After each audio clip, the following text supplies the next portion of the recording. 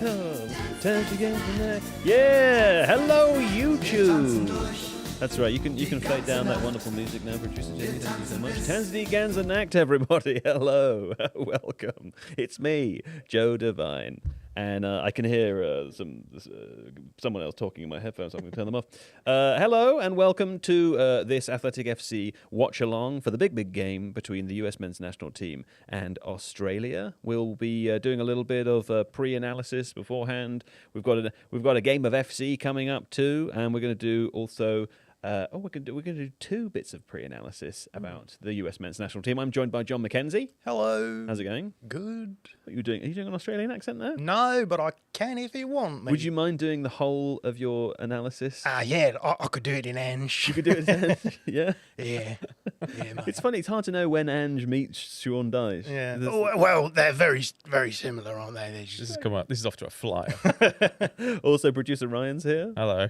All right, how's it going? All right, thanks, man. How are you? I'm good, thank you. We've got two special guests joining us this evening, both of whom are scheduled to be here within the next hour. So we'll add people to our couch as they arrive. But as a starting point, Jon? Yeah, should we do some analysis? Yeah, should we do some analysis? Ryan, we were all off yesterday. Did you enjoy anything about the football just while Jon's getting set up? I enjoyed the atmosphere of the Mexico-South Korea game. Yes. Felt like a good occasion and a game I think that could have ended any one of 3 or 4 score lines. Yes. Have you ever celebrated as hard as Jesse Marsh did during the Canada-Qatar game? Don't think so. No? I don't think anyone ever has. What would you have to achieve to celebrate that hard? Surviving this tournament with you lot, probably. I was going to knee slide my way out of here afterwards. That's fair enough. Yeah. I have to say, that was quite fun in that game. There were lots and lots of goals in that game. There was also a horrible injury in that game. I can't remember what's the name of the player who had his leg broke. It was Kaynak, wasn't it? Ismail Kone. Is it a broken leg? I mean, yeah. Yeah. Is it? I'm not a doctor, but his leg was hanging off. Okay. So, yeah, I don't know. I didn't watch that bit of it because I don't like that. But I felt terribly sorry for him, and I also felt terribly sorry for the Qatari player as well, who made the challenge because he looked genuinely shocked. Mm. Yeah, I've been on a football pitch a few times when that kind of thing has happened, and it really, it's horrible, and it's hard to play on after that kind of thing as well, because obviously everyone's just thinking, I hope that guy's all right. Yeah, it's just traumatic, isn't it? Yeah, it's horrible, absolutely horrible. How about that? Yeah. Okay. Well, speaking of absolutely horrible, no, I think that's the inverse of what I'm trying to say, because I believe, Jon, you're going to tell us a little bit about why the US men's national team is so good. Would you like me to get you kick-started? Yeah, let's do it. All right, here we go. Now, it's clear. Let me do it again so that it's quicker. You know? And more clear. And clearer? Do you want me to make it even clearer? Thrice clear. I think it's clear that the US men's national team were underrated going into this tournament. But there's something specific that you've noticed, Jon, that I haven't heard that many people talking about. Yeah, I wanted to talk a little bit about how the US men's national team broke down the block of Paraguay. And I think what's really interesting about it is that last few days we've talked about different ways of breaking down these mid-blocks in particular. And we've talked about how some teams try to stretch opponent blocks apart. Other teams try and cause tensions in other ways by maybe compacting it and dragging all the players together and then creating space around the edges. And actually what's so interesting about the US is that they're able to do both of these things. And I think that the level of flexibility means that when they're going to come up against mid-blocks, I think they're going to be quite dangerous as a proposition. That's interesting. We talked about this as it relates to Argentina, who are playing inside of opposition blocks in a way that felt like somehow stereotypically tied to Argentinian culture, for example, the way that those players grow up playing football. Do you see, is it a projection of me to try to find something in the fact that Mauricio Pochettino, who's the US men's national team coach, is Argentinian? Is there an Argentinian style to the way they play? Yeah, I think that's a fair comment to make. And we saw his Chelsea team, for example, using these sorts of ideas as well. I'll just talk you through the board what I'm talking about in terms of breaking down a mid-block through pulling the team apart. So one of the things you'll see from the US men's national team, you've got them on the board here, is that they will try and generate these tensions by, for example, using width. So Anthony Robinson really high up the pitch, and what you're getting then is these tensions across the pitch. Right, the fullback is going to come across Trap Robinson, Dest on the other side. You've got the two centre-backs on Balogun. What happens then if the attacking players for the US move into these spaces in between the lines? That's going to generate tensions, right? Does the centre-back come across? If they do that, then they're leaving the centre-forward one-on-one. If the full-back comes in, then Robinson is free and can maybe receive the ball. So those are the sorts of the tensions that we talked about in terms of trying to pull a block apart. And when you say tensions, you really just you mean that they're posing the opposition questions. Do I stay? Do I go? What do I do? That's the tension. What you want to do, I think, when you're on the ball is to constantly make the opponent second guess and think, actually, that area could be more dangerous. Do I move there? That player could be more dangerous. Do I get across to them? And in doing that, they're leaving either a player behind or a zone behind, which can then be accessed. But then if we talked about But then we talked with the Argentinian team about how they were doing it in a very different way. So you may remember from that one, we talked about ball carriers getting the ball and then overloads forming in the channels in front of them. So you might see a number of forwards all moving inside here to overload that channel and then have their body positions. Remember, we talked about how they're going to receive the ball. Some players facing towards the ball to be able to receive it, others sideways on to be able to receive and go, and then players running in behind as well. And we see that as well from the US team, where at times they'll sometimes end up in these channels where they've got a lot of players quite close together, and what they're going to try and do is just punch through the block rather than pull it apart. And often what happens when you do that, if you play these risky balls in, the opponent are going to compress around it, compact around it, and then you're opening out players sometimes outside of that. And we saw Argentina do that well, but we've seen plenty of examples of the US team doing it as well. So if the US team get through the group stages, which by the time people are watching this video will have a better idea of whether they will do or not, do we think that it's this kind of multifaceted nature that's going to benefit them in those later stages, given that they may come up against teams that will play in a lower block or a mid-block, may come up against teams that are more attacking and more dominant on the ball? Yeah, we're going to do a preview of the Australia game later, which I think is going to be interesting because they are going to sit in a low block and they're going to frustrate the US because they won't allow those spaces to open out anywhere in their block. The block won't really be there to be pulled apart. It'll be deep, it'll be compact, and they'll hit them on the break. So it's a completely different tactical situation. But once they get through these group stages, they're going to come up against more teams who are going to be more open, who are going to be more exploitable in that way. So yeah, I think it's going to be really interesting. But I just wanted to run through one sequence from the US's game against Paraguay just to show what I'm talking about with this sort of hybrid approach, the ability to pull blocks apart, but also to go quite compact as well at times. So this is just a build-up sequence with the US on the ball. Chris Richards on the ball here, the centre-back. And what I'm talking about with tensions, every time that you see a question mark over the defending player's head, that's the dilemma that they're facing, right? And in this instance, for example, you've got Serginho Dest wide and then Weston McKennie ahead of them. And the tension is, do I go across to Serginho Dest? If I do that, am I leaving space that McKennie can then exploit? So this team is built to try and generate these kind of tensions. We've got the one on the other side as well. So Christian Pulisic coming inside.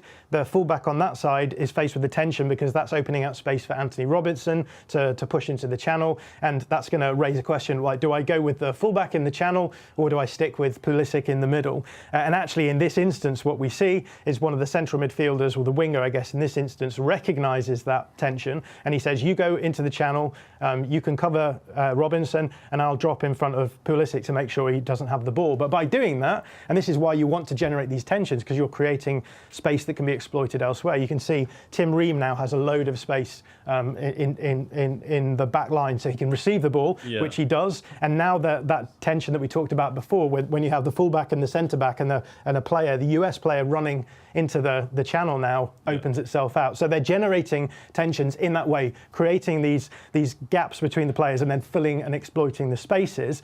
But actually they do the other thing as well, because in this situation, what we see is Weston McKennie, rather than staying on the other side of the pitch, is now going to get closer to the ball and is going to join his teammates on that side, so that when Anthony Robinson comes inside, he can now see what we were talking about before, where they're overloading in the channel, the channel with the ball carrier, and they have the ability then to punch through the opposition block. And you can see here again, the Paraguay block has compacted right down. Rather than stretching it apart, it's really compacted. impacted. And actually what happens here is that Robinson can play the ball through to McKennie, who can feed the ball through to Balogun here. And yes, the tension is now all around the ball. How are we going to stop this pass from being played? They don't manage to do it. Balogun gets the ball free, and we're back in the realm of those other tensions again now, where the fullback is like, oh, Balogun's obviously in a much more dangerous situation. I've got to go and track him. That leaves Serginho Dest free. The ball is then played to him, and the US have a really good chance. If Dest takes a better touch, they probably would have scored here. So you can see in this, I think in this situation, both of those examples of how to operate against an opposition mid-block to find advantages. And I think that's what makes this US team so dangerous, because they can use both of them. What's the upside of all of this? If that's the kind of, complex tactical part of it, is the upside just they're going to be better at beating more different types of teams? Yeah, I think so. It means that if you are going to come up against sides who are defending in this way, if one approach isn't working, if you're not managing to find those tensions, then maybe you can overload in the middle and then punch through, and vice versa. If you're trying to punch through but it's not really working, you can then fall back on the other one as well. So it just gives you more solutions on a team level, I think, to be able to deal with different opponents as they come up. Got it. Hey, thanks, John. A round of applause for some delightful analysis there. Thank you. Also, I heard in the background that there may have been some music playing underneath. Was that right? There was something. Apparently something blasted early on, but I don't know what it was. Something playing underneath John there. But there we go, alas. Now, John, why don't you come back and take a little seat now? Because something very important is going to happen. Are you aware of what it is? Oh, you two have got to play. It's our time to shine. Should we sit in the? Yeah, sure. What do you call that? The seat that when it's the driving seat. I'm not a driver, you see. We can't both be in the driving seat, though. In the hottest seat. Yeah, that's in right. town. The hot seats. Do you want to swap places with me? I'd love to. Fantastic. Okay. And for listeners who are joining us for the first time, at half times and before the game when we've got time, just walk into the shop. That's fine, man. No problem. I'm just teasing you. It's on the wide anyway. You're not in the shop. When we've got time ahead of games and also at half time in games, we're playing a little bit of EAFC. We've got a little game going on, so we're going to give that a go now. In fact, let's just swap over. How do we get out of this? Get your mic. I'll do it.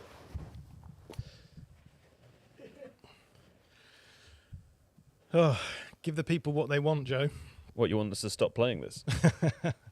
Do I need to log in? I think you need to log in as an ad user. I'll do it. Okay. Here we go. I lost to Kaya yesterday. Were you in for that? Yeah, that was quite an upset. I was very disappointed about that. Yes, I was. Okay. Have you pressed a button? I haven't pressed anything. That's good, isn't it? The screen's gone. Screen's just turned off. I think we might just need to unplug and plug in the HDMI cable that's running between the. Oh wait, what's this? That's a PlayStation. Oh yeah, you're absolutely right. Okay, don't press any buttons. I didn't press any buttons. I promise. I know that you did though. I didn't. So, I mean, maybe you think you didn't. I think you might think that the you lads didn't. are fighting everything already. I didn't want to win this They've game. not even started playing EAFC and You they're got already my phone, fighting. right? I think it's just on the table next to you. Oh, 4-1. Is this the one where you lost? Yes, I lost. It's the same one as that's yesterday. awful. How do we get out of it? End match. End match. Yeah, God, end my suffering. Hey How is Ryan, do you want everyone in to? chat? I'm going to ask how everyone is because you never ask them. How is everyone? Yeah, do you want to throw any questions they have to us from I the will do. chat? Do you have any questions for Joe and John? Great. Guess number one is ETA is 7:35. By the way, pretty exciting. Exciting. We don't want to connect to any No, of you those just want servers. to play We just want a classic simple match. offline game. Remember, John. Now you need to customize your controls here. I'm good on. I'm doing mine. Because I don't know the controls, so it doesn't really matter what they're bound to. I played this game with you loads. Yeah, all I loads use for like is a pass. year. I use the pass. Very recently. I'm just a I neat know and you tidy know how to midfielder play. in every position. I don't know why you're pretending you don't know how to play the game. It's strange. Right, okay. I'm locking in. That's me.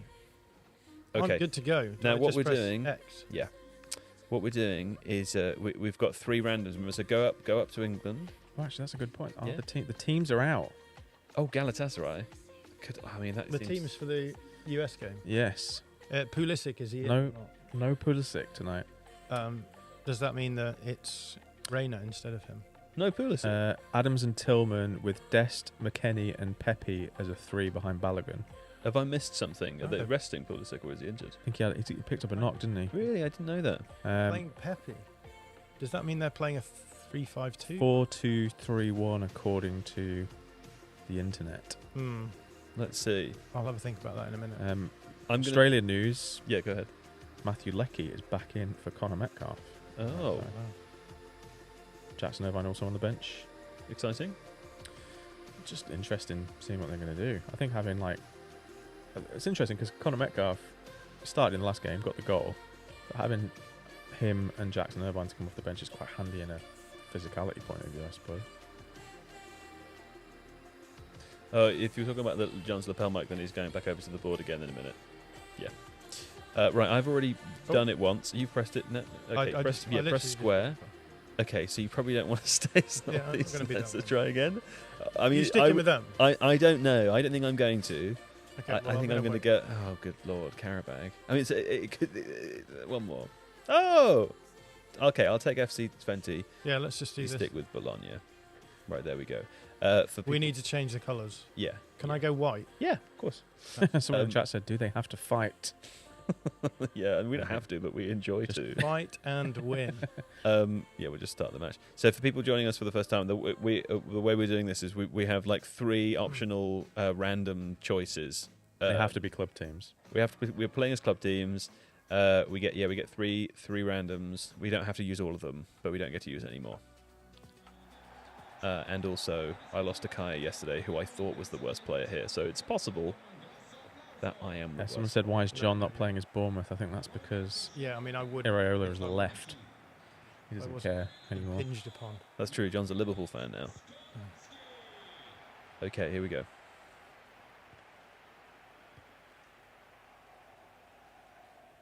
Do you remember what you had your points of bad score for the USA Australia game, John? Someone's watching. 2-2. Sorry, someone's watching from 20. Oh dear. Really? Yeah.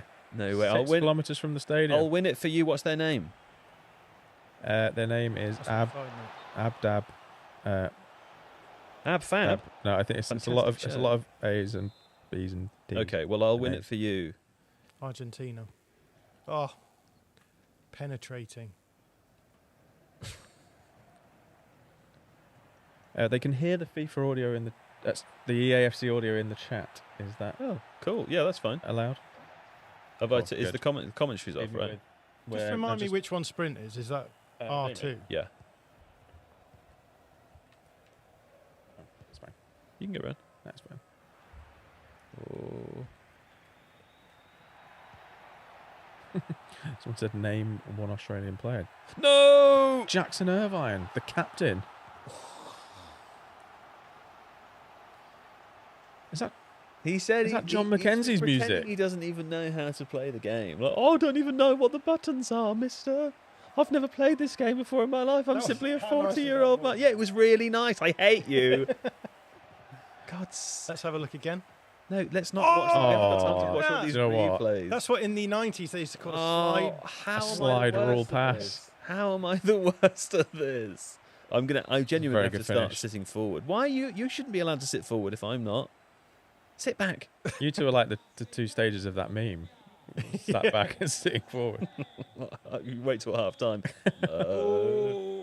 Just get away, man. Why? Just chill out. Why are you taking it so seriously? I'm try-harding, mate. He's just a sweaty player. I got embarrassed by Al Nash. Did Al Ness beat you? Yeah. But he scored at 2 goals before I even worked out half of the buttons. Let me pick the player I want. Oh my god. I know, it's I don't like that about it. It's not very good, is it? It's not very I don't want to. It's like it's trying to get me to pull apart my defense. Yeah, you can't defend structurally on this game. It's very You can. You just have to be better at the controls than we are. I don't know about that. I mean, I definitely know about that. I think he might be offside there. I'm yet to score a goal Oh, really? or No, you win. scored one. You Did I? scored one, wasn't it? Oh, that's nice. Oh yeah, Nicely maybe I worked. scored. I enjoyed that. Nikki in the chat said we need John Joe Shelby on the show to sit between John and Joe. Yes. Like That was that. like the evolution. Oh, why did you go the other way? It'd be like on Sesame Street. when Oh, they do come the- on. John. Joe. John Joe. Shelby. The shelves Over are, there? to be fair, Oh, the shelves come are there. on. So it's John, Joe, and then Shelby. Oh dear. Write that one down on a card. Yeah. That is like one of your jokes. Oh, you're gonna do more jokes today. We're doing jokes today. We're doing jokes at the drinks break, and one of our guests does jokes for a living, so we'll be doing jokes on the podcast as well.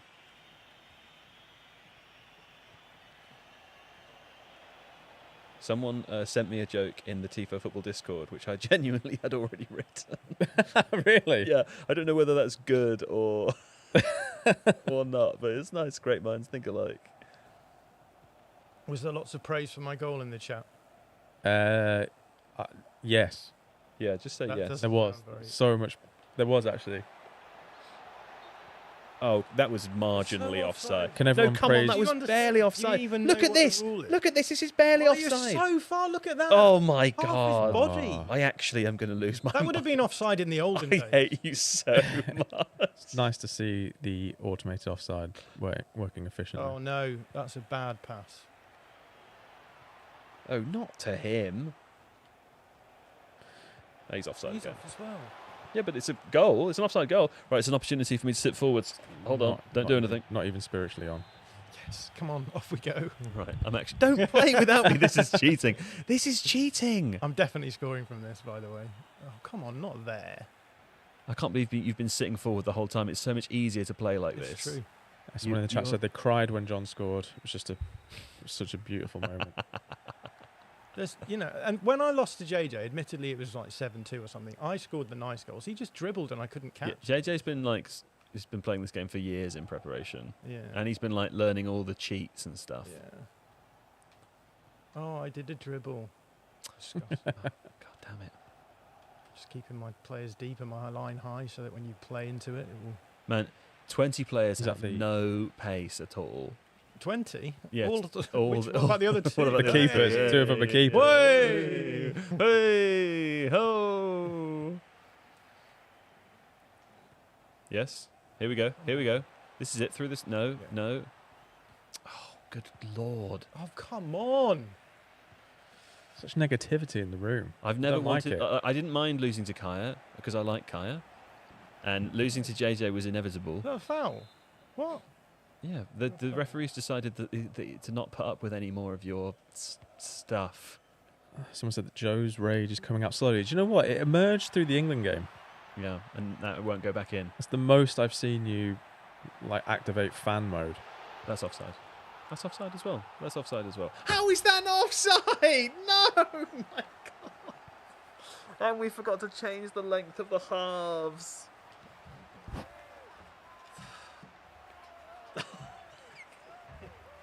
It's not even on the. It's not even on that camera. It was when I started. You kissed the camera that it wasn't on. How you don't know anything about broadcasting? You might be beating me in this game, but I'm the superior broadcaster. Oh man, you're literally never going to stop talking about this. You don't. I People won't, at home I won't, don't it's know. fine. They It's don't fine, I know. won't talk about They it. think he's just a I'm not normal Alex guy. Oh, I'm just a normal tactics guy. I'm nice. No, not nice. Oh. What's I the, think we what's should the do- chat I saying think we about should- my style?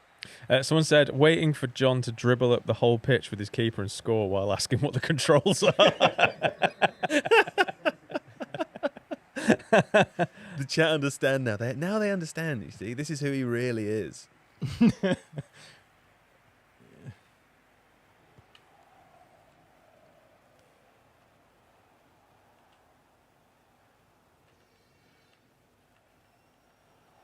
I just want to be able to control the shape, Yeah, but you can. You just have to learn the other buttons. There's a button that's for shape. Yeah. What? Yeah, the directional buttons. If you should press learn them, the don't pass the ball to the opponent button. you can do like play an offside trap. Run it out of play. Run it out of play. Yeah, go on. Run it out of play. Oh, you're such a. Someone said, Joe, you should try some set pieces. Oh yeah, I should. Do you know what? This is the hardest I found it not to curse Jack the whole time. Jack said, as a lifelong EAFC 20 fan, Joe out. Fair enough, Jack. Get out! I'm sorry, Jack. I'm trying to. I think there's still a chance for me to get back into this. Oh, Can Jon give us a nice celebration next time he scores? Oh, Come on. If I had, I thought that was it. if I had anything, if these players gave me anything, Vandenbelt. Oh, he's doing a bit of build-up now. He's getting confident. This is his downfall. This is his downfall. No, this is my downfall. The whole thing has been building up to my downfall. Yeah, you've deserved me. I have been deserved. You deserved it.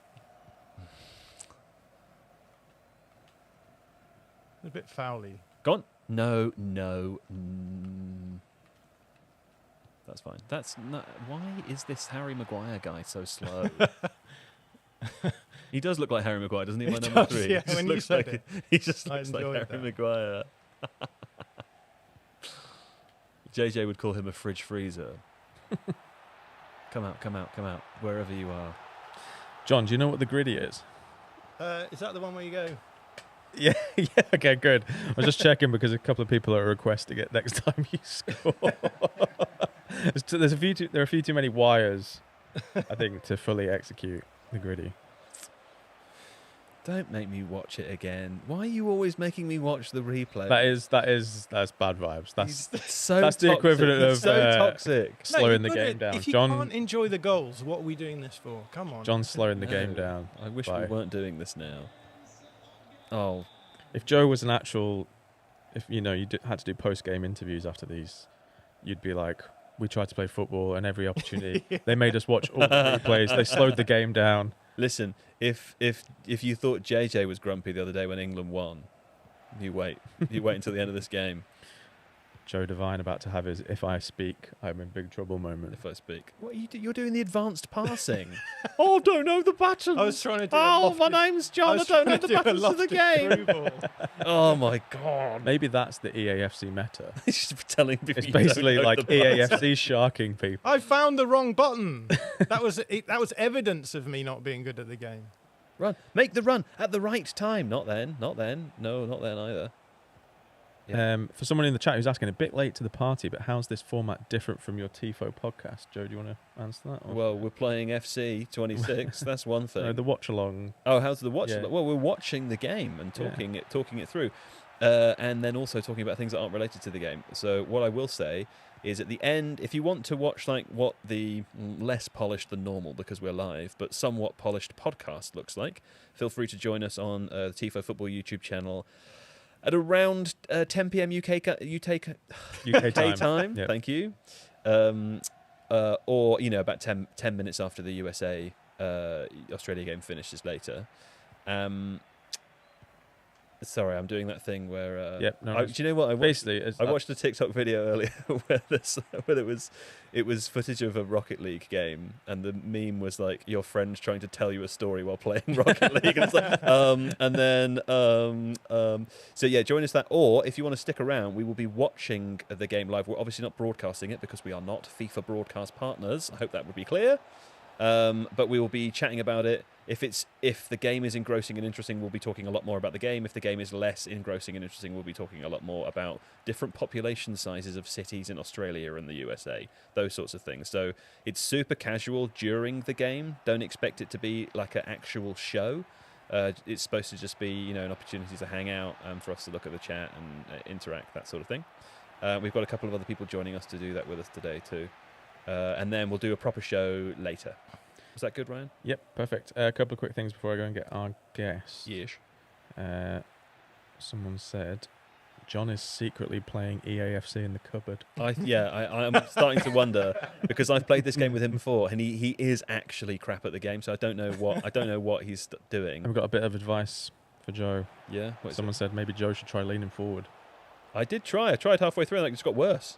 Joe plays better when he's talking. Do you think? So there you go. Yeah, it's because I'm a classic mental player. I get in my own head. He is mental. Give him that. All right, see you in a sec. I was at the dentist earlier. I had a hygiene appointment, and that thing happened to me. Always happens to me whenever I go to the dentist, which is when when they're like cleaning in your teeth, and then you suddenly don't know how to control your tongue. Do you know what I mean by that? Your tongue just sort of starts. Did they numb you? No, they didn't numb me. They were just cleaning my teeth. But one of them kept having to press my tongue down because it just kept like. One of them. No, there are two people in there. Have you never been to the dentist before? There's often It sounds like there's often a dentist. one of them had to hold you down. Like, what was going on? Never mind. I'll stop telling the story now. Right. Let's abandon the evidence of this horror show. I really don't like playing on this game. Well, it's very stressful. You hammered me. Well, it was still stressful. Congratulations. I haven't won yet, and I haven't really given a good account of myself in previous. Is the game on the BBC? Yeah, okay, great. Okay, so you might want to stop sharing that audio now, producer Jamie. I'm turning back over. Great. We're terrified in the room that we're going to accidentally broadcast the game, which would be scary. Right. Here we go. Do you want me to go to the board? Yeah, so that we can do a little bit more Yeah, we can do. of that nice, tasty analysis. Yeah. Yes, please. I'm going to get back in my normal chair. Oh. There we go.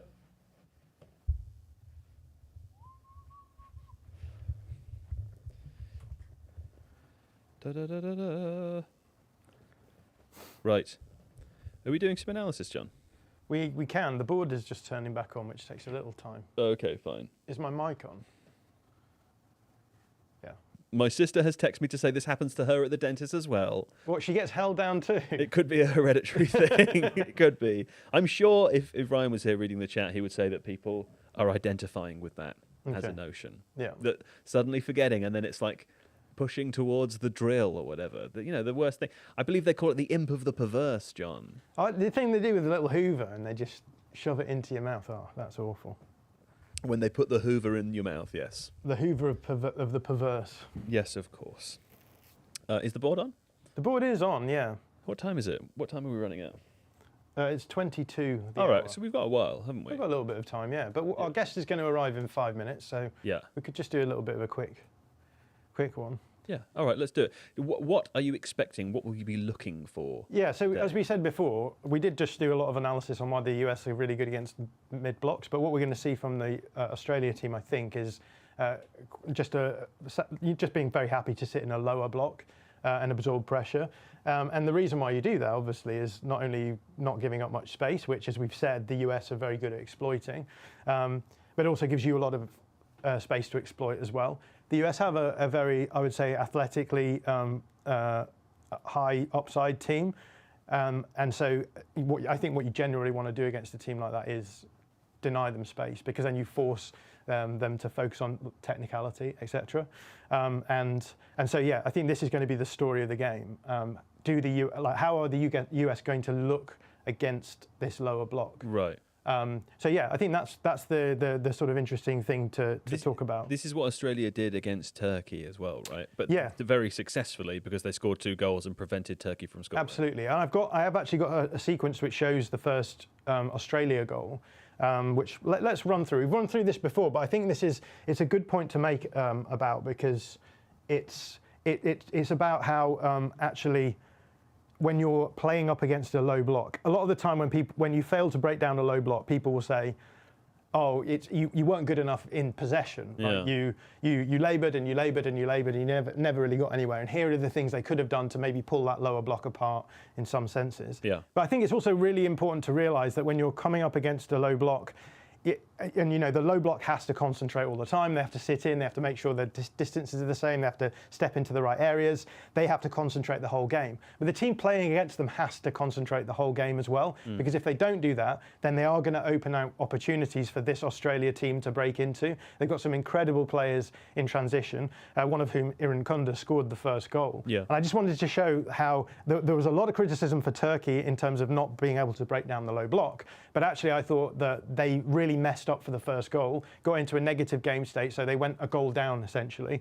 And once you're in that sort of situation against a team in a low block, it's really hard to get anywhere, because they don't even need to be aggressive or risky when they're in the low block and getting out. So they can just sort of stay in their low block and just get rid of the ball and recycle it. So I've just got the first goal here I wanted to run through just to show you. So this is Turkey with the ball. Yilmaz is going to play the ball in. This is Arda Güler, who's going to arrive at the end of this cross. Arda Güler is the young Real Madrid player, right? That's right, yeah. Very exciting talent. Yeah, and he's a fantastic player. He's playing on the right in this game.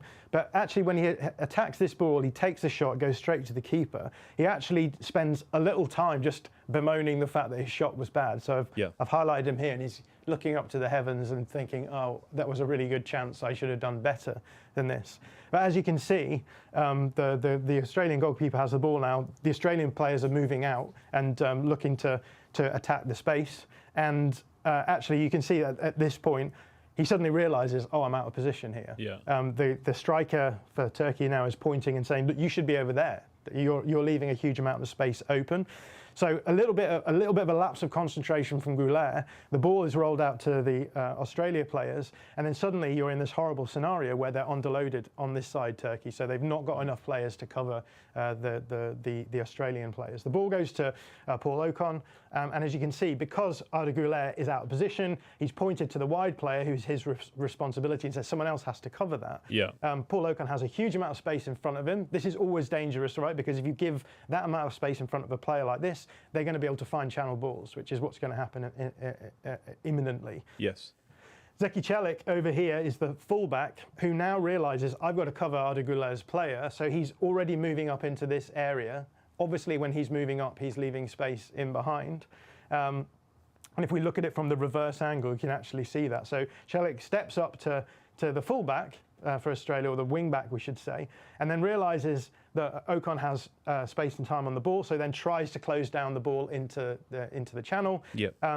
Look at the amount of space that Ocon has to aim at to play into İrfan Kunda, who is, as we've said, a fantastic transition player. It's a lot of space, John. And the player who should probably be defending İrfan Kunda is Çelik, who stepped up for the wing back. Yeah. Now that means that the midfielder for Turkey then has to cover the run, but he's starting out behind İrfan Kunda, and you can see the centre back for Turkey is a long way away as well. So that when the ball comes in here, the centre midfielder hasn't quite caught up to him, and then you've got the centre back having to cover a lot of ground, which means that actually, yes, he's going to try and cut off İrfan Kunda. When he arrives into that channel towards the goal, he's going to be arriving with momentum, which means that if İrfan Kunda can use that momentum against him and go the opposite way, he's not going to be able to respond very well. Yeah. And then we end up in this situation where İrfan Kunda utilises one of my favourite principles in football, which is the most dangerous space around two players is always the space in between them, because both players think, oh, the other player is going to cover the space between us. And in the end, it can actually be quite open. And İrfan Kunda actually plays the ball through them, uses the momentum of the centre-back against him, and is so far ahead of the centre midfielder that he can't get any contact on him. Runs in between the two of them and ends up inside the box with just a nice slot in the near side. So yeah. The lesson here for the US is that you have to concentrate when you're in possession of the ball as well from a defensive point of view. We talk about that as rest defence. So essentially, what is the rest of the team doing when you're attacking the players towards the back of the team? Because if you give up any kind of opportunity for this group of players, they are going to be able to hit you at pace straight from the goalkeeper through. And so, yeah, it will be one of those games where, yes, it's going to be interesting to see how the US can actually break down the Australian block. Yeah. But it's also going to be really interesting to see how they manage those moments where they are going to have to be a little bit stretched because they've been throwing players forward to break down that block and see how they cover the spaces in behind. Yeah. Pause there for 1 second because one of our guests has arrived. So we're going to welcome in Jonathan Shane. And hello, Jonathan. Hello. Come on in. Hello. Have a seat right here. Okay. And then you can watch the rest of John's delightful analysis that we have some more to come. Ryan, you want to sit down as well, Ryan? Very excited. Get yourself comfortable, then Very I'll exciting. push this in front of your face. Okay. I left my water outside. Oh, I okay. was Someone will nervous. get that for you. I was That's nervous fine. when you beckoned me in. I was like, oh no. Is this Jonathan's This is my water? moment. Thank you, Ellie. There you Wow. go. Thank you. How are you? I'm great. Fantastic. I'll introduce you properly shortly. Yeah, that's fine. And we're just halfway through. I'm just settling in. I just want to be. I'm part of the furniture here. Good. You'll be Yeah. here for the rest of the tournament then. Yeah. You look down on this screen here, you can see what John's doing on the tactics board. While Oh, he's yeah, doing it. nice. And if Okay. you look up there, you'll see that's that big bit of sunburn. That's just on top of That's John's John. head. That's just John, That's yeah. as a result of John presumably not wearing enough sun cream earlier in the day. Loads of sun cream on Did you? before. I am very aware. I don't feel burnt. burnt. But No, you don't. I don't think you're actually burnt. I'm just making fun of you. It's a tribute to Australia. yeah, that's right. That's true. Are they? By the way, are they playing in Seattle today? Is it Seattle? Because that stadium with the looks like the top of an old ship or something. That's so cool. It's the coolest looking one I've seen. Right, sorry, John. Do you want to carry on? Do you want to pick up where were we? So I guess the big question for the US is, as we've heard, it's Pepe in for Christian Pulisic. Yeah. Which Which we think is because there might have been a knock. Is that right? Yeah. So Pulisic came off at half time in the previous game. Right. I didn't notice with that. With some knock on his calf, I think. And Right. he has been training, but he has been training on his own. Okay. He hasn't been training with the group. So there's a chance that he might come on second half, I guess. And with Pulisic, what his role in this team is to start in these wide areas and then come in towards the goal with Robinson behind him, who can fill in that space. So very much an out to win kind of player, and he was really devastating in that game against Paraguay. I guess the question is what difference it will make with Pepe being in that role. Will he play as more of a second striker almost and stay closer to Balogun, and then you'll have make almost like this midfield three can almost flatten out a little bit and just have Robinson holding that width from the off, especially if you're playing up against a team that have an extra player in the back line, so you would expect to be a little bit less under pressure in those wide areas, but also a team where you're expecting them to stay deeper anyway. And the beauty of this US team is that they have the flexibility of effectively being able to play as a 4 at the back or as a 3, depending what's going on, and they can do it on both sides, right, with Dest playing fullback as well. So I'm guessing that we will just see both Robinson and Dest quite high a lot of the time. Pepe obviously plays as a striker as well, so you've got double box occupation in terms of having striker profiles there as well, if you are going to end up swinging balls in quite a bit. Yeah. So yeah, I think that for me is going to be the way that the game goes. I see it not be anything like that now, but I think those are the interesting questions there for me. Well, I can't remember what your points to bad prediction was for the game. Do you remember? I think I went 2-2 on this one. You went 2-2. But it's quite a big scoreline for you, although you've been going big. I picked last this time, so because you're doing so well. Because you don't know the FC controls. Yeah. Yeah, because I just float through life with incredible luck in my way. But yeah, I think I've gone 2-2 just because I don't know. I think I'm interested to see as we said, the US in terms of I talked about rest defence before, right? So what we'll end up seeing is something like this. Maybe Freeman getting higher because he can also play as a fullback, and then you'll have Ream and Richards at the back with Adams in front of them. What's going to happen in the breakdown, right? As we saw from the goal before. This area was where the Turkish team didn't protect very well in these moments where they were able to win the ball back and go. Yeah. So these are going to be the interesting questions for me. How does the US manage its rest defence shape to make sure that those sorts of immediate attacks don't hurt them? So yeah, if it goes wrong, maybe they'll concede too. That's kind of my reasoning, but at the same time, I think really interested to see what this US team does against a low block because, as we've said, they look really devastating against teams that are going to mid-block. So, yeah. It's worth saying also, I mean, a point, obviously, I think the US men's national team would want to win the game, but a point would be enough for them to qualify. 3 points presumably would already be enough to qualify.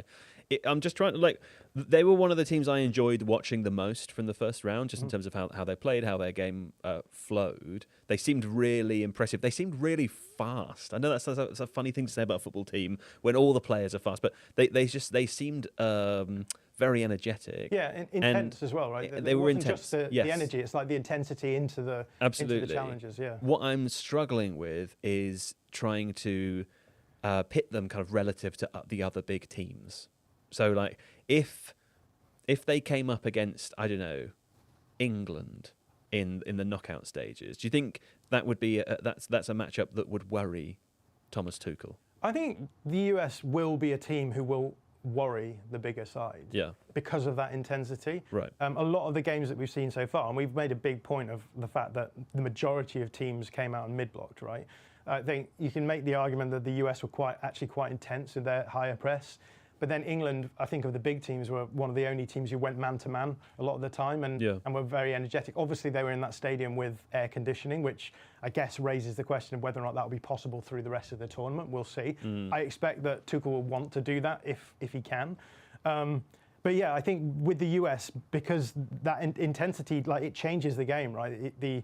Everything gets sped up, and suddenly your technique becomes more important. And it's very easy. I think sometimes we can watch games and be like, oh, this team looked great one week and then didn't look great the next. What really changed? It didn't seem like much had changed. When actually what's happening is because the opponent are putting them under more pressure, less space, less time, suddenly their technique and their technical ability is put under more pressure, and suddenly they can't do the things that they seem to be able to do when they had more space and time. So I think the US will do that. There'll be a team who will be intense and aggressive, both in and out of possession. And as a result, it's a potential banana skin for some of these big teams, right? Where maybe they are.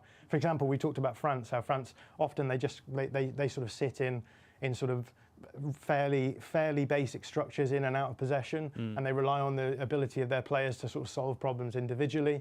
But in those scenarios, suddenly you're being put under a lot of pressure, and then you're not getting any sort of structural advantage at all, or a collective advantage. And I think that is why this US team could potentially be quite scary for some of the bigger sides, in that they're going to hassle so much, both in and out of possession, and attack quickly and aggressively. And we saw like they tore Paraguay apart in that first game. So no one wants to come up against a team who are looking in that good form, I think. Fair enough. Okay, thanks, John, for some fantastic analysis at the board. Come on and sit back down. Now, hello, Jonathan Shannon. Hello, Joe Devine. How are you? You okay? I'm great. Should I introduce you to our audience? Yeah, sure. Okay, I've decided that you're three things. Okay. One, you are here from Equator Magazine. That is true. We just say Equator. We don't say magazine. Oh, that's okay. Can I call it Equator? Yeah, you Magazine? can call it Equator Magazine. Because if I said you're here from Equator, I feel as though people might think you were from the Equator. The Equator, or from representing the Ecuadorian. Right. Yeah, that's true. Yes, indeed. Okay, that's thing number one. Thing number two is you are a Spurs fan and you love Maurizio Pochettino. I absolutely love Maurizio Pochettino. That's maybe thing number one. Could be, yeah, that could be thing number one. Mauricio Pochettino is a very important person in my life. Okay. Because did you know he's playing tonight? Yeah, I did. That's great. He's a very important person in my life because it was my now wife who first took me. Who comes from a Tottenham family, who's from Hertfordshire, and from near Stevenage, and she first took me to Spurs Fiorentina in the Europa League in 2015. Wow, I remember Ryan Mason scored the first goal. There you go. We got a letter from Mauricio. A friend of ours I think the Spurs had a thing where they would get Pochettino to write you a letter if you were getting married. So we have a framed letter from Pochettino that says cool. Life works better when you're a team kind of thing. It's fantastic. And then our wedding day was the Champions League final in 2019. Right. And we made everyone go home early. So it was an afternoon wedding to begin with. But we were like, all right, everyone get out. There you go. And then we were on our honeymoon when Poch was sacked. Right. So I'm really laying it on thick, but all these things are true. Okay. I think there was great hope in my household that he would come back to Tottenham. But I think maybe not. Anyway, so yeah, that's my... You haven't even gotten to thing number 3. It's the next best thing, because thing number 3 is you are an American man. I am an American man, although I'm trying hard to live it down, I guess. I Right. don't know where I am with that at the moment. You've got 1.5 feet into Britain, I would say, right? You're into being Yes, British. I am a British subject. You're one of the most British Americans I've ever met. Well, that's I think kind of what I'm going for. Great. Maybe I don't know that I'd like to put it that way. I don't know, John, if you have a. John, Sorry, he's really overworked. I was just looking at all of the players that we didn't have on the board who are playing and aren't playing. So there are a number, but yeah. Yeah. Matthew Leckie is playing. Yes. I mean, I don't know how pertinent. Well, maybe this is pertinent. Whatever. I think in football terms, particularly because my time in Britain or my time in England coincided with the period in which the Pochettino Spurs sides were the most represented club on the English national team. So yes. Harry Kane, Eric Dyer, Dele Alli. More. Danny Rose. I'm sure there were more. Kyle Walker. Kyle Walker, yeah, of course. Karen Trippier. Yeah. So I in international football terms, I am an England supporter. So you support the England team? Yeah. Okay. And I've tried to actually embrace the idea, which I imagine maybe English people also do, that it's like, oh well, regrettably, this is what I've got to do. Right. But like, what can we do? I watched England-Croatia in a bar in Brooklyn on what was that, Wednesday? Right. How did you find it? It was good. It was good. Yeah. Not with the Americans I was with. Are you getting really British now? Were like this. A lot of puzzlement came from my allegiance. Right. And The there were a lot world's of Croatians, complicated though, isn't Croatian it? supporters in the bar. Really? Yeah, I thought that was strange. Well, London is like a super international city, isn't it? Yeah, I was in Brooklyn. Oh, you were in Yeah, I was Brooklyn? in America. Yeah, Brooklyn, New York Yes, City. yes. I was in New York for the Equator magazine first print issue launch. We yeah, just call will it Equator. Yeah, sorry. Sorry. Anyway, sorry. I don't want to to. draw a hard line, but I have done. How about that? Well, there we go. Anyway, Jonathan is one of our special guests this evening. Our second special guest is en route, I believe. John, you're welcome to go to the tactics cupboard now if you want, or you can hang out for the next few minutes. Yeah, while they're doing I'll the wait actual until the game. Can I ask John some tactical questions? Yeah, please do. Or is that like actually unfair? No, John's do. overworked already. By the way, for viewers, the way it's going to work is John's going to watch the game in what we like to call the tactics cupboard. He's going to come back at the drinks breaks and tell us what he's seen, or more pertinently, I'm going to go and get him when he forgets at the drinks break, and then he's going to come back and give us some I'll be back. I'll be there. tactical analysis after we've done our hydration break jokes. That'll be fun. Should be some kind of military evacuation going on right now. And then I just got a little text, a little rumour that one Sebastian Stafford-Bloor could be around for the second half as well. wow. We weren't expecting him until tomorrow, but he might hop in. He could hop in. So we'll see. We'll see how things go. But Jonathan's going to be with us throughout the game, and our other guest, Michael, who's en route, is going to be with us throughout the game as well. But please ask John some tactics questions before he leaves, although he will be back as well, so you don't have to get them no, all. my tactics question was... I'm actually going to get a drink, so can you host for me while I'm away? Yeah, sure, absolutely. Do I get to sit in your chair? Yeah. No, Surely you don't want to get out of that chair. I'll stay here. Once you're in that But I might say, hello. It's harder than it looks, saying hello like that. I thought when my time came. No. Oh, John, what I was going to ask you is, well, to what extent are the right, when I watched, the USA Paraguay, and that you saw a lot of people online saying, oh, he's got them looking like sort of 2017 Spurs here. Did you agree with that? A little bit, yeah. I mean, it's funny. I'm not a tactics guy, but I did find myself watching and thinking, like, okay, this pattern of movements is familiar, and you could see, the way that they built up, and the way that the fullbacks, kind of the interplay between the fullbacks and the attacking players on each side. Yeah, I thought there was a bit. But I guess my question is, one of my recollections from that era is that they struggled a lot to break down low block teams, and that the season when the couple of seasons when they were sort of nearly won, had I seem to remember that like Tony Poulis's West Brom were like a real bugbear. What does this U.S. team? One of the Spurs things was like usually like Harry Kane would solve it. There's often some Christian Eriksen or Harry Kane. Christian Eriksen would start dropping back, a bit like James Maddison does now, to pick up the ball and kind of. But like, I'm not sure how this U.S. team handles that. Do they have a kind of plan B for the low block? Yeah, I mean, I think the reason why the US looked so good against Paraguay is because there was space to create and exploit.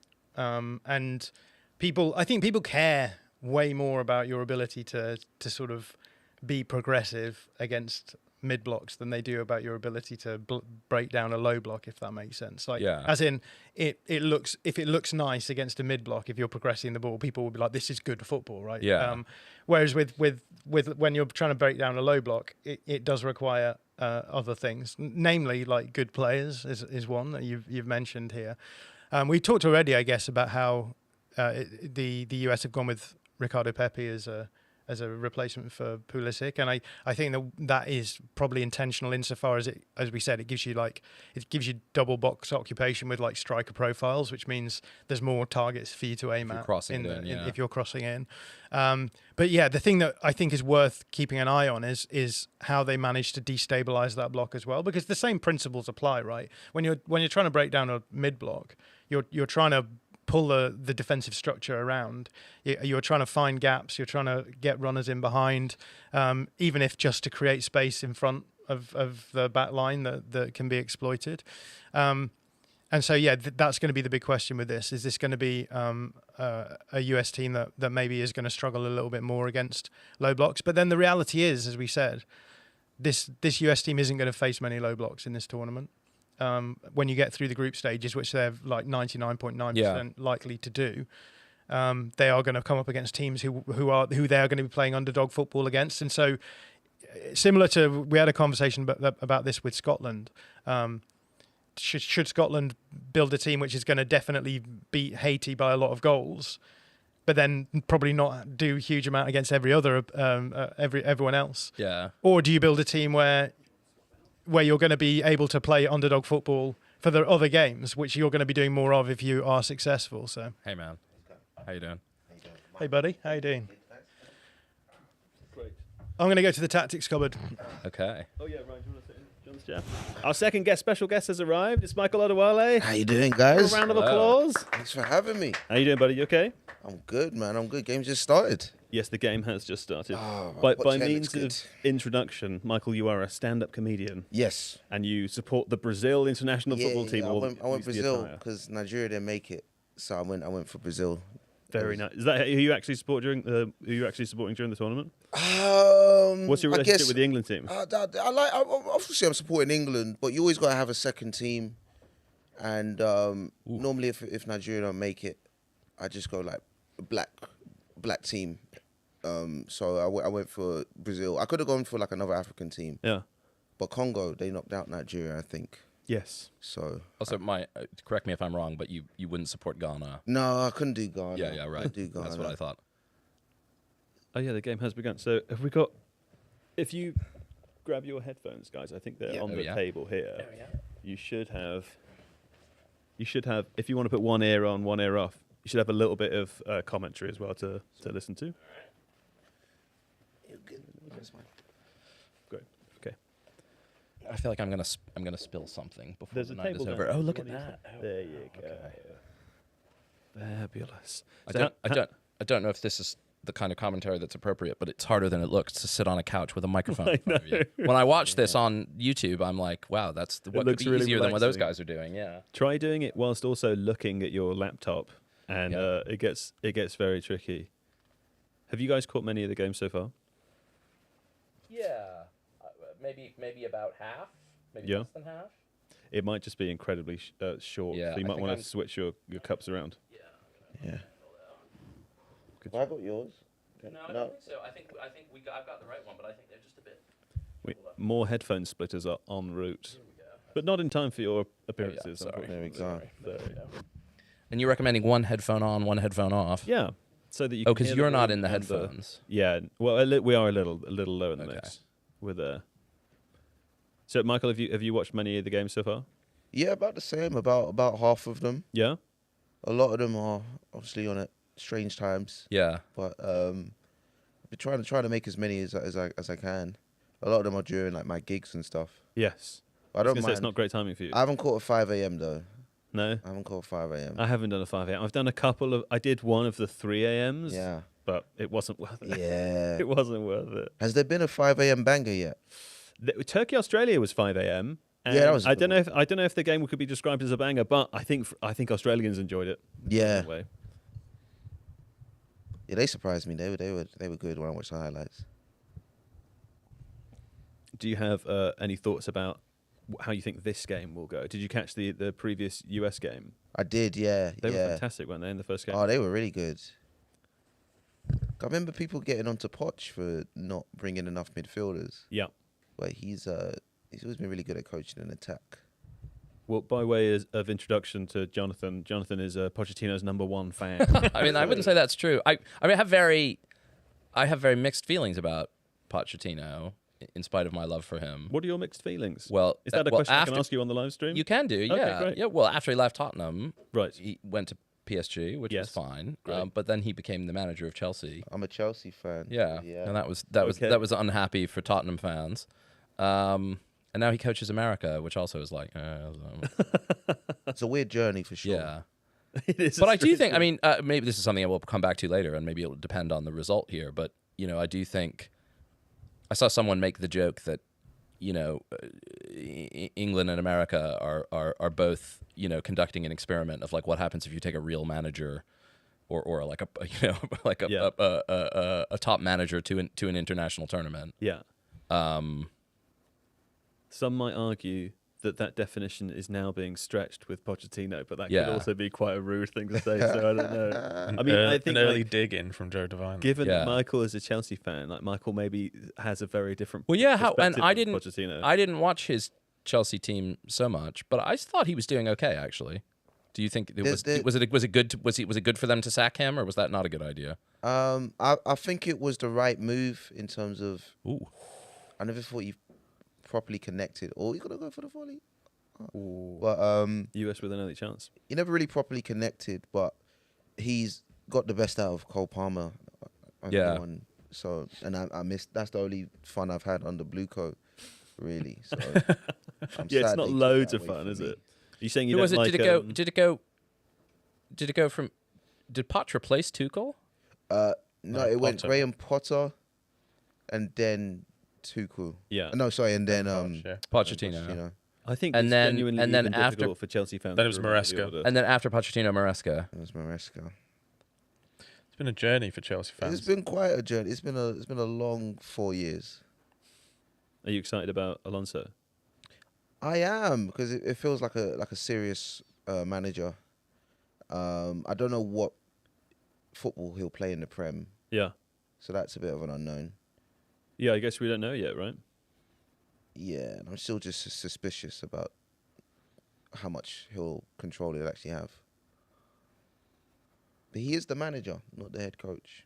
Yeah, I remember reading that distinction, which is interesting, right? Which apparently they offered him. Yeah. Yeah. This is when we talked about this a bit when I was last here, in terms of Tottenham doing the same thing with De Zerbi, and you had done, I think, Alonso maybe the week before on this idea of Totally. our managers. Do you need to make this promise to get people to sign on? It is interesting, like a desperation move. Yeah. Be the manager. It seems to be the only way to get manager role is if the club is Kind of like, no, it's going to be different this time. Yeah. Like seriously, you could be the manager. All those other guys would just take nothing. coaches. They We would can change. Yeah. loads of tricks and flicks. Yeah, the from US have got like men's they're national really team. trying to one touch pass it through the midfield. There's more space in the middle than I thought that there would be. Yeah. Also, Pulisic is injured. Yeah. He's on the bench, we Ooh. think. He's on the bench. You think so, yeah. Yeah, and I sort of sense that's like a little bit precautionary. Yes. If this was a knockout match, I don't think he'd be starting it on the bench. Yeah. Do you happen to remember, I'm not sure if you will, but when Jude Bellingham was at Borussia Dortmund, after a Bayern game, he came out and he did a post-match interview about the referee and said that thing about, we all know what this referee's like. That referee is refereeing this game. Oh, Wow. really? Yeah, it's Felix Zweier who. What's the referee like? He's actually he's a good referee. He was caught up in a match fixing thing a long time ago, but he was a very junior official at the time. I remember this, yes. And it's kind of just stuck to him. Yeah, and Jude Bellingham was making Jude an Bellingham was about implication. 20 years old playing for Dortment. Right. Was like, well, we all know what this guy's like. Yeah. Post Oh, game, he knows that, We all yeah. remember. I don't know. I want to see some more Poch kind of sideline shots there. Michael said his hair was looking good, His which I think hair is was- true. Although he's really kind of gone kind of California. Yeah. I don't know about the shirt. I genuinely thought in the first game that he was dressed like a kind of despotic leader. You know, he had Yeah. like the same color. I feel like the same color shirt and trousers is just back in now in a way. I guess it hasn't that's been true. for decades. It's in, right? It is, yeah. I really don't think I can pull that off. I mean, he's definitely put on some pounds. You would if I you mean, moved to America, though, wouldn't you? haven't Go on, Ooh. bang. That's close. haven't we all? That's the US cutting in from the right hand side. It does look all USA pressure from the beginning of the game, which I guess is what we expected. Yeah. All the host nations have done pretty well so far. Yeah. Right.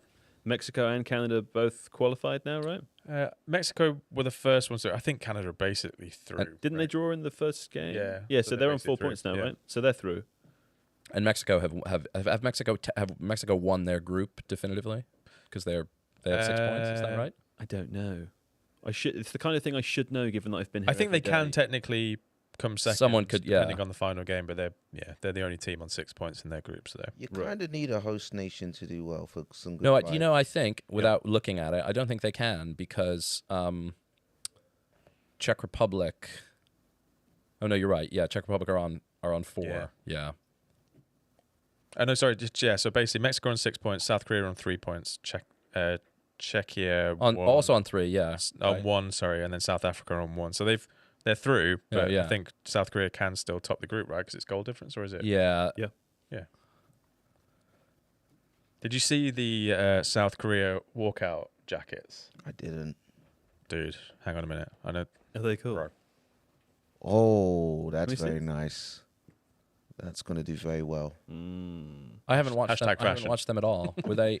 I sensed that they were not very good this morning or last night. Maybe is the. Ooh.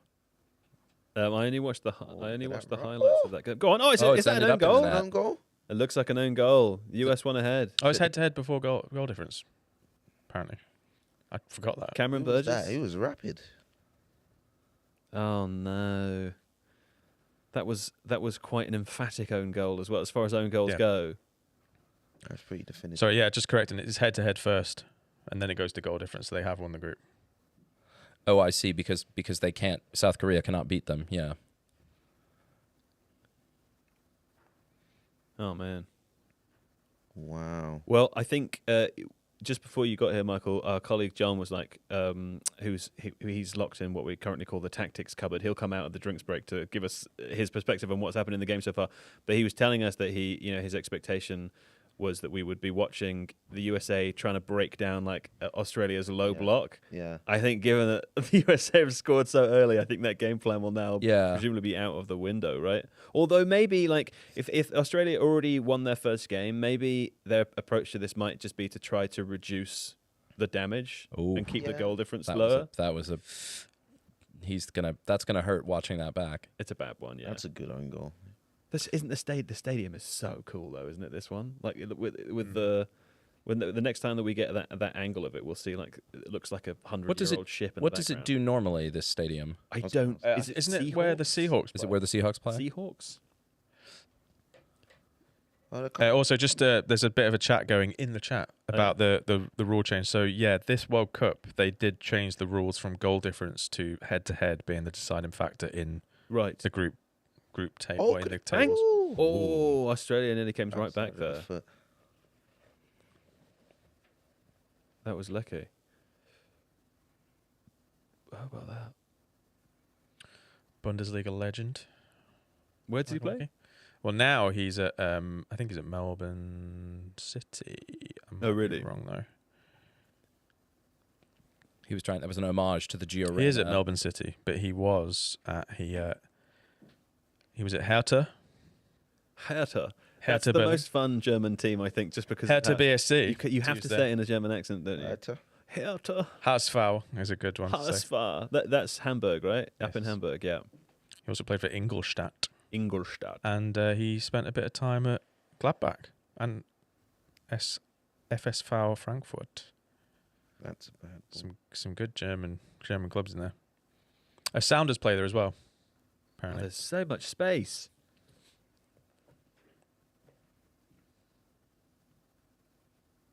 All good, Jamie. Do you want me to count for you so you can match up I the always forgot the Sounders played there. graphic? Yeah, I'll tell you when it's at 14 minutes. Incidentally, for people who are watching this, we're on a slight delay because we are streaming this on BBC iPlayer, and then our YouTube stream is also on a slight delay, so it's likely that you're ahead of us. Although some people have left comments in the last few days saying it was quite nice to enjoy the goal and then watch us afterwards. We do need to change the score though. Oh yeah, it's 1-0 to the USA. Jamie's so busy he's not even able to enjoy the football.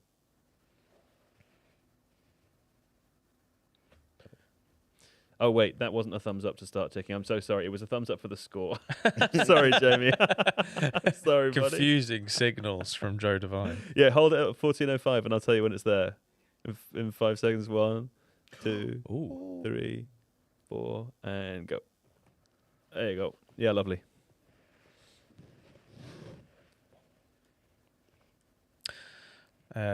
Thierry Minator in the chat says if our German correspondent was here, he would tell us the correct pronunciation. That was the correct pronunciation. Haasfar. Haasfar. Good to me. Yeah, man. Hey, thanks, man.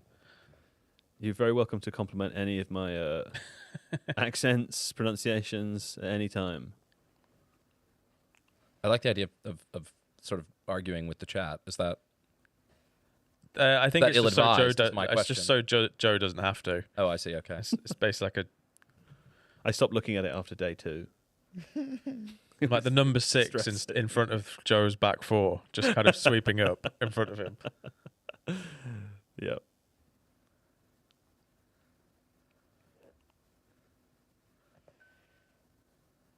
So were you disappointed about Brazil's game against Morocco, Michael? They were pretty rubbish. I think it was a pretty slow start. I kind of expected that. You always kind of expect Brazil to come out with like real samba style. But Yeah. they haven't maybe in like 20 years done that. They always just and there's always just players you've never heard of. Yeah. With like pretty English names. Like there'll be like a Bob there. There was a Fred for a while, There's a right? Fred for Yeah. a while. 2 Freds. There was 2 Freds. Yeah. Yeah, you're right. Yeah, I mean, I guess that's like a testament to the strength of the brand that we still believe that that's going to happen. We just it's those Nike adverts that really made us think. Oh man.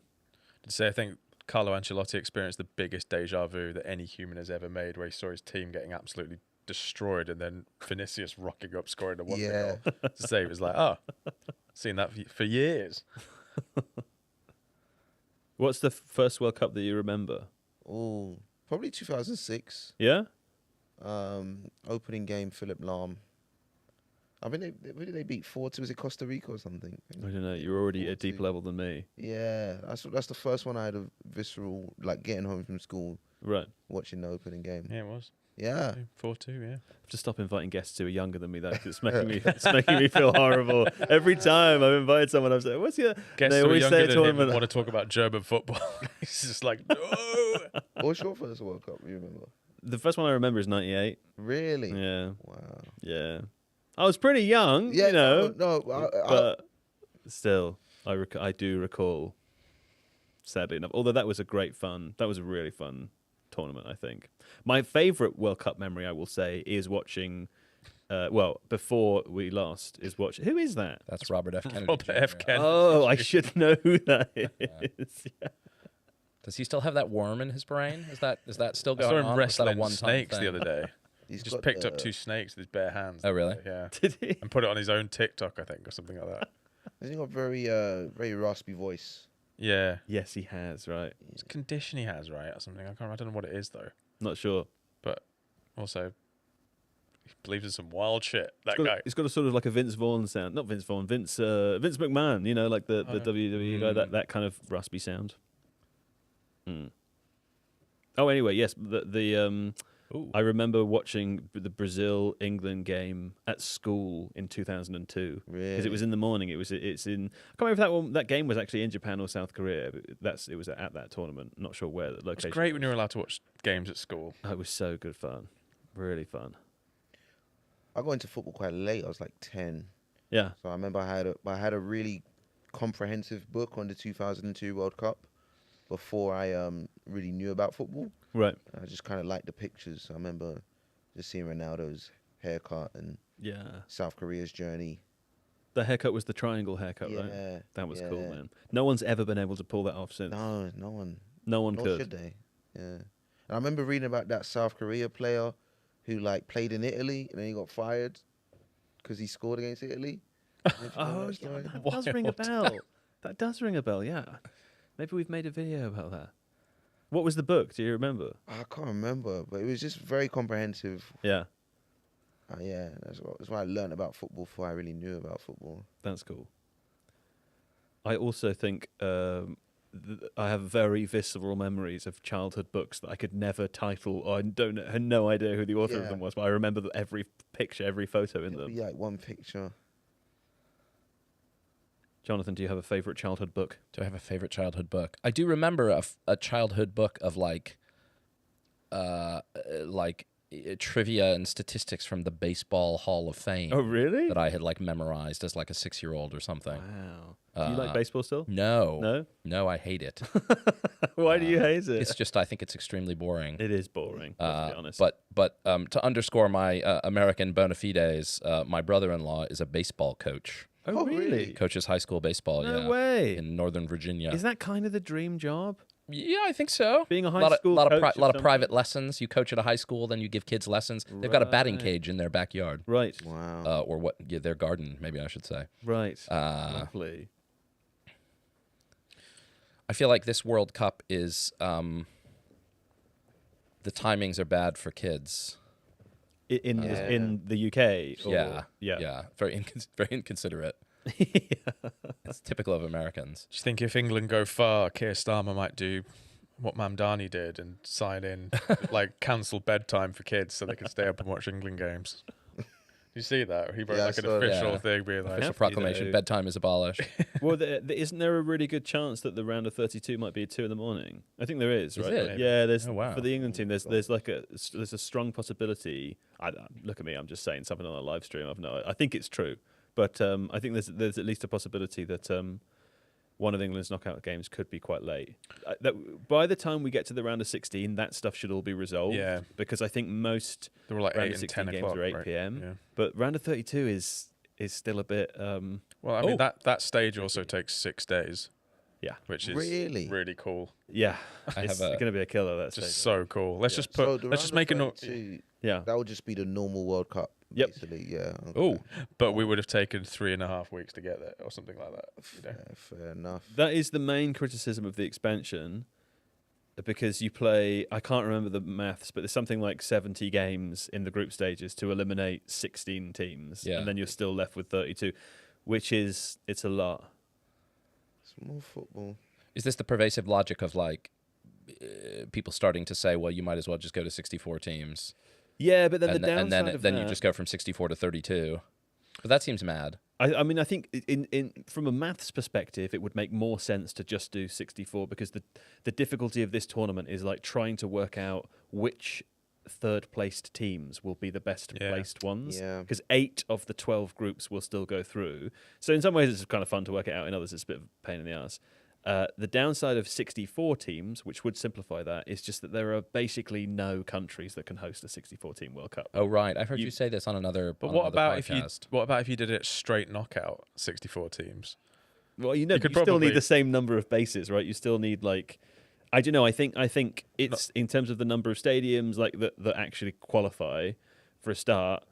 I don't know. I feel like the more teams you add, the more teams you add, the less likely it is that you get to see the World Cup in a cool new place that hasn't hosted it before, unless it's part of like a massive combination of countries or Well, something. and like God knows what like Infantino has planned for like future. Sure. What comes after like Saudi Arabia? Yeah. I actually don't know when the plans are to In terms of make expansion those of bids. teams? Yeah. Just to bid for. Well, and he for also the he A also conference. he totally engineered the Saudi. Can I say that on the stream? Is that I don't know. absolutely I'm not liable? sure what Depends, you you're haven't saying. said it yet. They because FIFA practices a slightly like esoteric alternating, like the same confederation can't Oh, I host see. two Oh in yeah, a row. it was basically freed up and Well, kinda-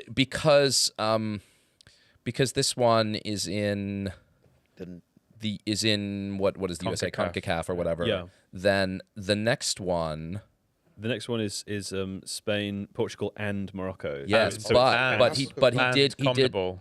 did an incredibly clever thing, which is that 3 matches will be played in like Uruguay.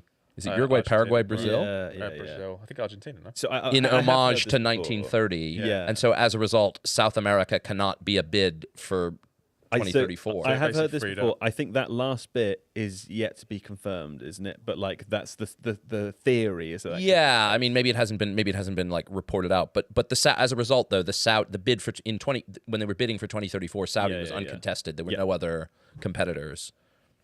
I'm just flexing here, actually, that I read the Infantino profile in the New Yorker by Sam Knight, a very lovely journalist. You can take the New York out of Yeah. Someone mentioned in chat. Can we talk about Sorry, the go on. booing for 1 second? Yeah, go for it. Yeah. Because I'm Oh, we really can. into that. Although, can we talk about it after the hydration break? Because Yeah, there's something very important that we do at hydration Oh, yeah. breaks. We read hydration break jokes. You're gonna love this. Oh, wow. Michael, this is your opportunity to shine. Oh, yeah. That's pretty good. Oh, are these... Let me just find a Okay. really good one for you. Michael, did you not That's bring okay. hydration break jokes? Isn't that... Hey, John, That was- Did Joe not tell you? Come sit in my chair. give us a second, John. We're just going to do it. No, yet. Oh yeah, why don't you do some stuff at the board? But hold on for a minute, just because Michael's going to read a hydration break joke. Just find a good one for you here, Michael, because they're all good. You see. And these are hydration based No, jokes. no, they're football based. Okay, they're But we football- read them at the hydration break. Okay. We're just filling time. That's really Oh, I like this one. I like this one. I question whether you'll be old enough to understand the reference to this one. We'll see. But maybe you will. Would an you old would you soul. pass that along to Michael for me? All good jokes start that way. By the way. Tempers flared at Man United's Carrington training ground last week as 2 staff members argued over the right to ask Shay Lacey's mum on a date. Oh yeah. Apparently, she's got it going on. Right. Yeah. Shay's got it going on. I think I butchered. No, you got it. Shea Lacey. Shea Lacey's got it going on. So it's supposed to be Shay. Is it a pun? Shay's got it going on. No, no. Do you know what? The reference there is Stacey's mom. Yeah. Has got it going on. Do you remember that song? See, I remember that song. Stacey's mom. So it's just Shea Lacey's mum's got it going Shay on. Lacey's mum. Okay, I like There this you go. one. Yeah, you like Good. it? Yeah, that was That's good. very polite of you. No, who wrote this? I know. Nobody wrote it. No, Nobody wrote It it. just came into existence on its own. It's not AI though. Tell the truth. It I feel wasn't like- AI. not A AI. human being wrote I feel that. like David Beckham in the tell the truth. Who wrote the joke? Who wrote the joke? Who wrote the Shea Tell Lacey's them. mum joke? Don't worry, Michael. There's many more where that Yeah, came from. I'm so excited. I'll throw you some more. Hey, John. It's a hydration break. Your microphone actually is sort of just hanging off of your chest yeah, there. sorry. Chilling. It's interesting, isn't it? I don't think that's how it's supposed to work. Oh, look at that! You've clipped it on. Will you be proud of me if I tell you a little bit of my own analysis before you Yeah, get started? please do.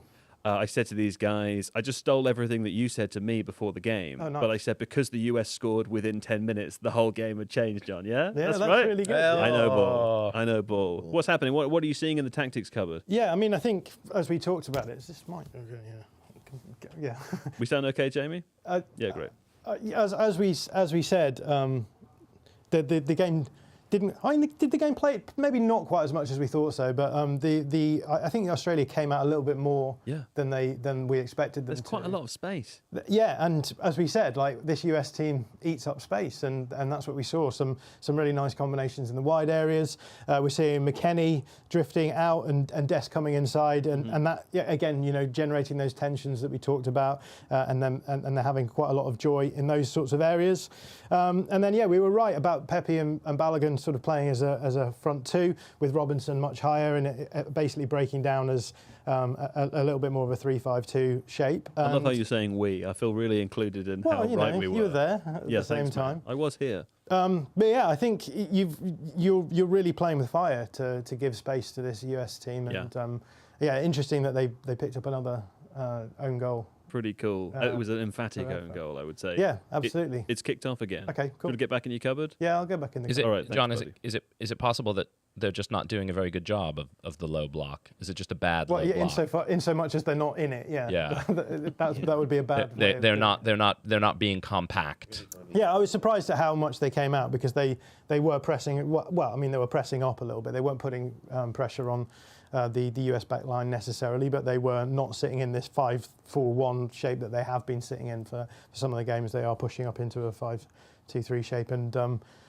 as we said, if you give them the US space to break you down, then they'll do it at the moment. So, seems like their game plan hasn't come to fruition. Great. Thanks, buddy. Back to the cupboard with you now. Okay. I'd like someone to analyze Nice one, John. the I enjoyed that. Australian. I'm a Round of applause for John. We're clapping. John, a clap I didn't even start it. It spontaneously started for you. There you go. He's got no microphone on. He was saying, thanks so much, Joe. You're a dear colleague and friend. There you go. Right. Off you pop. Thank you, buddy.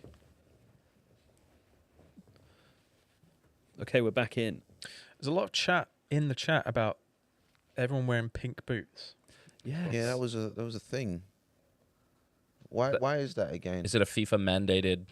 Apart from Lionel Messi, Yeah. It's not. It's just I assume Harry Kane is wearing black Skechers as contractually. Is he still contractually obligated to do? yeah, that? he's I'm unsure of Skechers his guy. contract. I do know about the pink boots, though. I know, well, as far as I know, it is a kind of a failed attempt from all of the different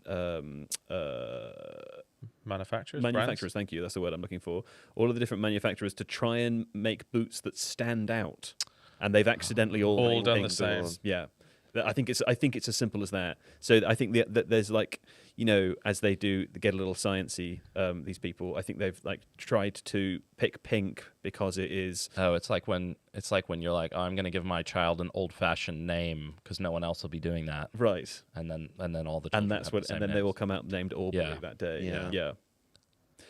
I think there's some psychology behind pink as well, but I'm now remembering this is an incredibly niche story that I regret beginning. But do you guys know the filmmaker Adam Curtis? Yeah. Yeah.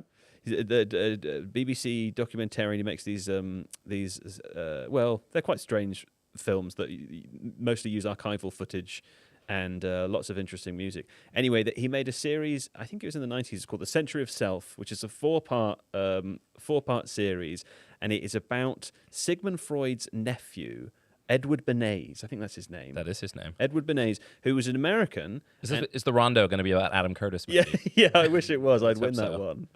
one. Edward Bernays, he was an American who I think he is credited with basically inventing public relations, right? He was like the first PR outfit. And much like picking pink for boots, one of the campaigns he ran that made him famous was there was a time in the 1950s in the US where like the equivalent of kind of early ready meals were being invented, right? And there was this special cake mix called Betty Crocker's Cake Mix. And Betty Crocker's obviously a big famous brand, right? And the thing with Betty Crocker's Cake Mix is that it was built around all of these questionnaires and focus groups that they did with 1950s American housewives at the time, all of whom said that they would value spending less time, baking a cake, and that they would definitely buy the product. But when they put the product on the shelves, so says Adam Curtis, it didn't sell. And so Betty Crocker, they hired didn't hire Adam Curtis. They hired Edward Bernays, this PR, the self-styled PR guy, to try and resolve the problem. And his resolution was apparently to just say on the packaging, "add an egg." That was it. I don't think the recipe necessarily needed an egg adding, but they wrote "add an egg" on the recipe on the box. And according to Adam Curtis, this changed the fortunes of Betty Crocker. They started flying off the shelves for two reasons, both hypothesized. One being that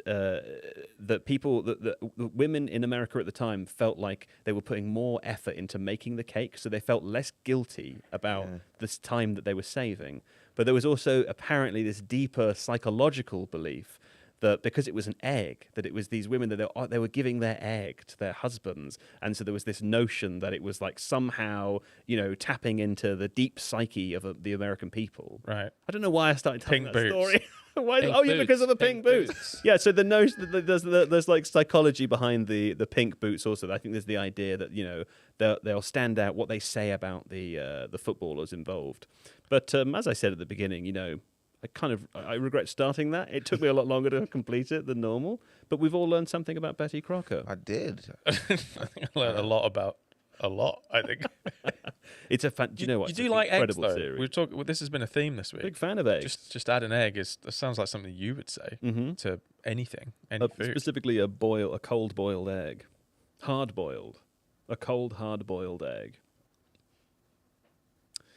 Yeah, it's the appropriate amount of silence, isn't it? What are your favourite football boots? We were talking about football boots. What's that? What are your favourite football boots ever? I don't have any favourites. I don't wear them, No? but I'm sure these guys do. Michael, you got any favourite football boots ever? Oh, Because we were talking about football boots, not eggs. I thought it was a good story. I was Hey, thanks, Michael. just actively listening. Don't you worry about We'll it. do pal. favourite types of eggs after. Total 90s. Favorite types of eggs. That's really good. Total 90s. Oh, Yeah. which one? The like What's the one that made a comeback and just people were just wearing them for fashion? the new ones. Like they Yeah. did, a lot of people dropped the silver ones, right? I didn't. it just kind of gave me like after school club vibes. Yeah. People just started wearing them with their outfits. There's the It didn't hit for me. Adidas. These ones. Is it the Sambas? No. Yeah, Yeah. those ones. Those Look, were an indoor football Right. shoe. A futsal. Yeah, Yeah. maybe. Right. Those were very popular in my like American high school, circa 1990. My dad used to wear them. I thought they were cool. People would just wear them just with regular outfits. Not Yeah. Yeah. Wow, I never knew that. I think like Copa Mundials are, like timeless, right? Yeah, yeah. So they're almost in their own little like Copa Mundials, Puma Kings, things like that are almost in their separate. They're in their own. I think maybe like the original. I'm kind of torn between the Predator Mania or the Predator Precision. Remember like the Euro 2000 ones? Those. Oh yeah, I remember. They were I feel like the Man. Predator is the only football boot whose name I know as like a phenomenon, which makes me think that it had the best PR. Right. Yeah. That's probably it, right? I hear eggs were involved. Edward Bernays involves an egg in every job. I don't think there's been a good boot in a while, but maybe I'm just not looking.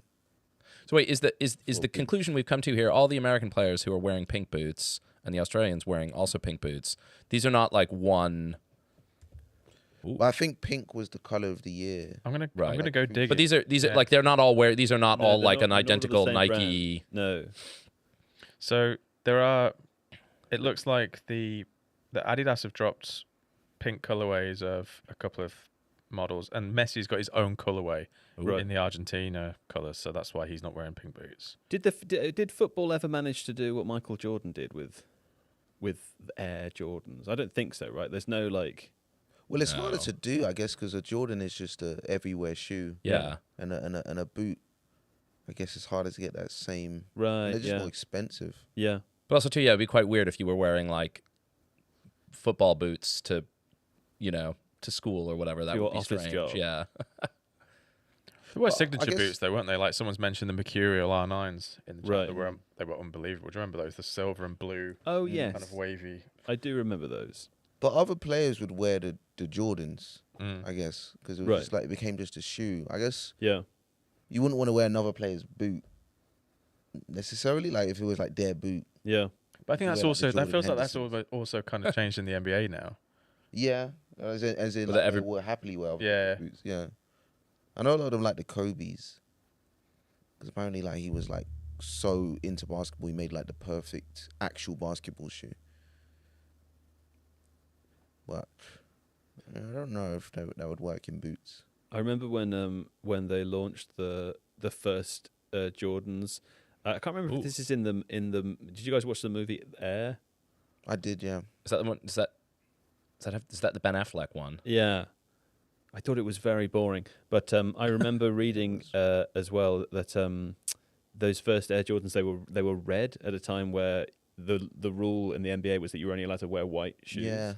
And Michael Jordan and Nike paid like huge fines for it, but they just kept doing it anyway because it was like creating such good profile for the shoes. And then it helped it become like the bad boy shoe and breaking the rules.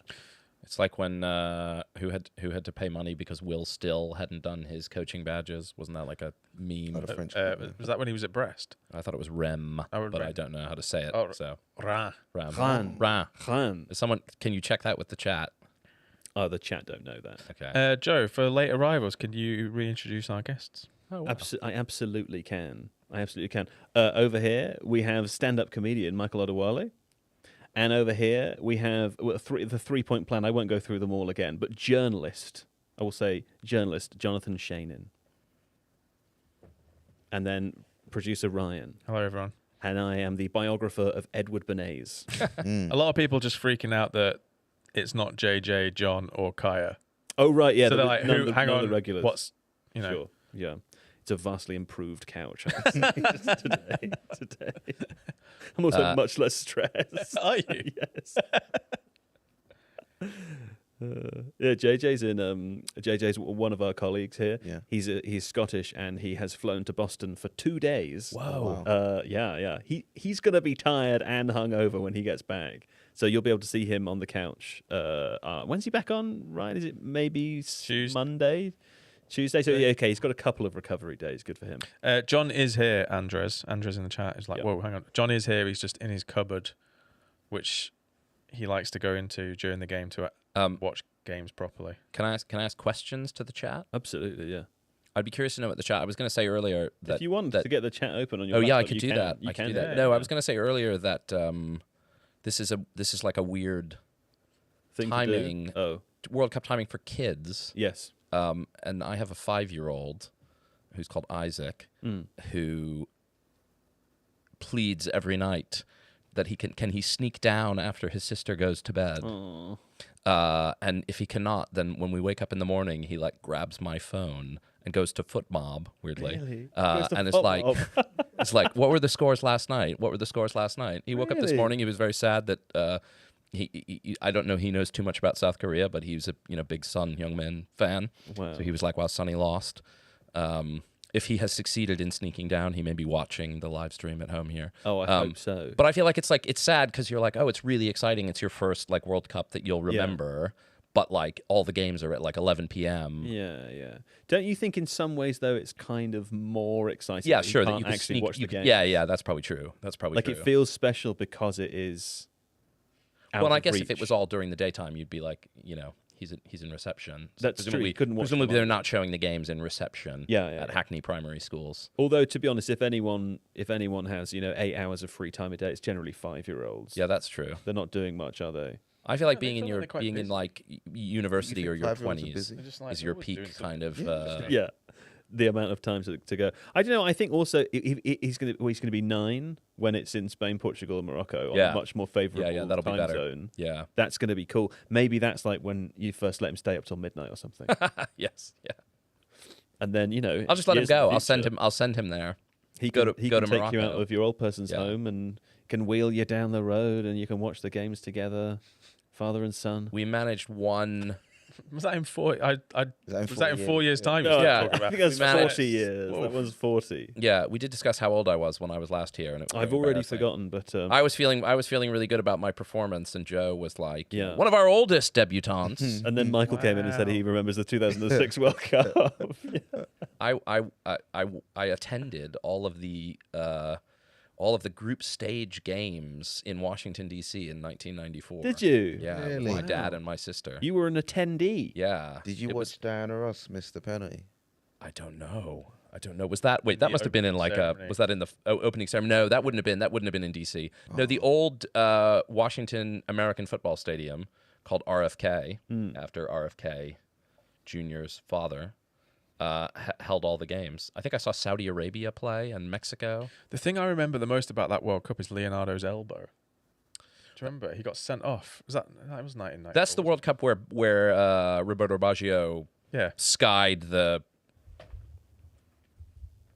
Don't give a penalty. No.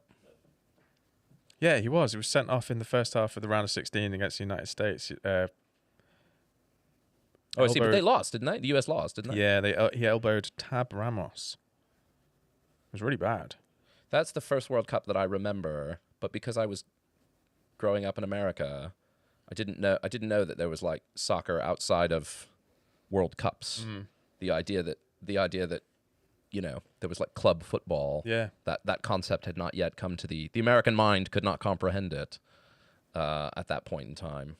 Well, yeah, I suppose because wasn't MLS launched that season or this season after? Yeah, I think it maybe started shortly before then, but there was no like nothing. European football never would have been on television, as far as I could tell. I was like the kind of 2-0 whoa. US. I think that. No, it's on. Oh, but the flag is up.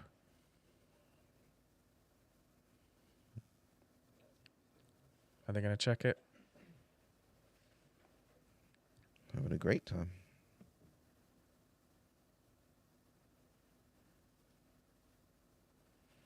I tell you what, if any big Tifo fans are like going to check in now, and it's the first time they've logged on today, they're going to be like, I don't know any of these 3 people who are here.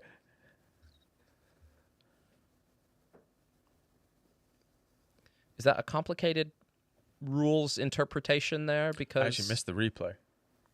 because the ball last touches a Australia player. So if he Or is it like, if he's where's on he side, if he's on standing side, when if he's it's on, kicked? I don't know. This is where it kind of gets a bit funny, right? Because Goal. was he offside when the American player struck it? Here we go. Yeah, so I think though. It looks like he's way offside, no? Oh. Oh yeah.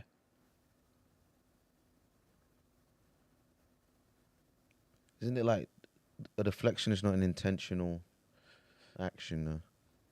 I don't know. Yeah, but I think he looked like he was on when they struck it. So.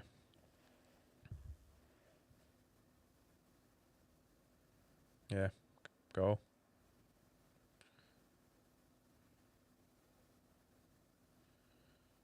And we have to do the announcement though.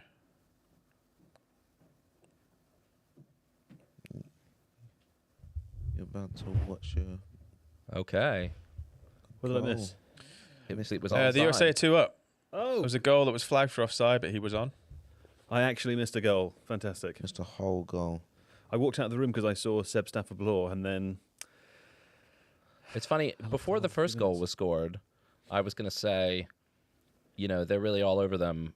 But as John said, it's going to be a long night if they can't score a goal. Right. And I was just thinking, they haven't seemed that dominant no, they haven't. in the past 25 minutes. And Although yet- maybe I'm discovering that it's harder than it looks to talk and watch the television. It's so hard. Yeah. I find it so hard. Yeah. No, it's not hard in a kind of a boo-hoo way. It's hard in a. No, that's I exactly, you're genuinely totally right. feel as though I don't know what's happened in the game. It's a heavy cognitive load. It's why John watches in the cupboard, because Yeah.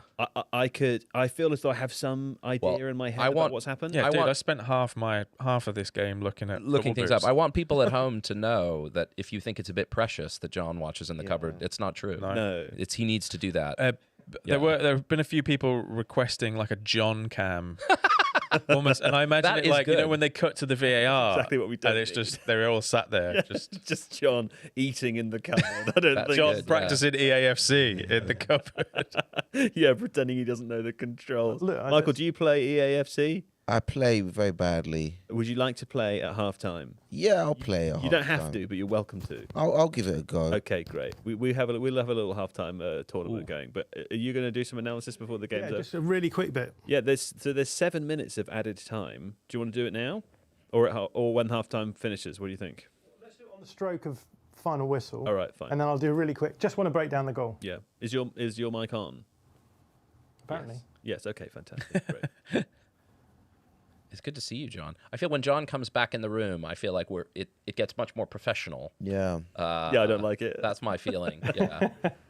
I told them a 10-minute story about Edward Bernays. Yeah. It was pretty good. John, Edward's wild. I bet John knows the oeuvre of Adam Curtis. He'll know. He knows. Oh, do I know the oeuvre of Adam Curtis? Yeah. It's one of those fun things where, to some people watching, it might seem like a kind of random niche pull for me. But then, as it turns out, if you hang out with me all the time, I'm just talking about it all day long. Yeah, he's amazing. We'll So, not John, stop do you have talking a about Adam favourite Curtis. kind of egg?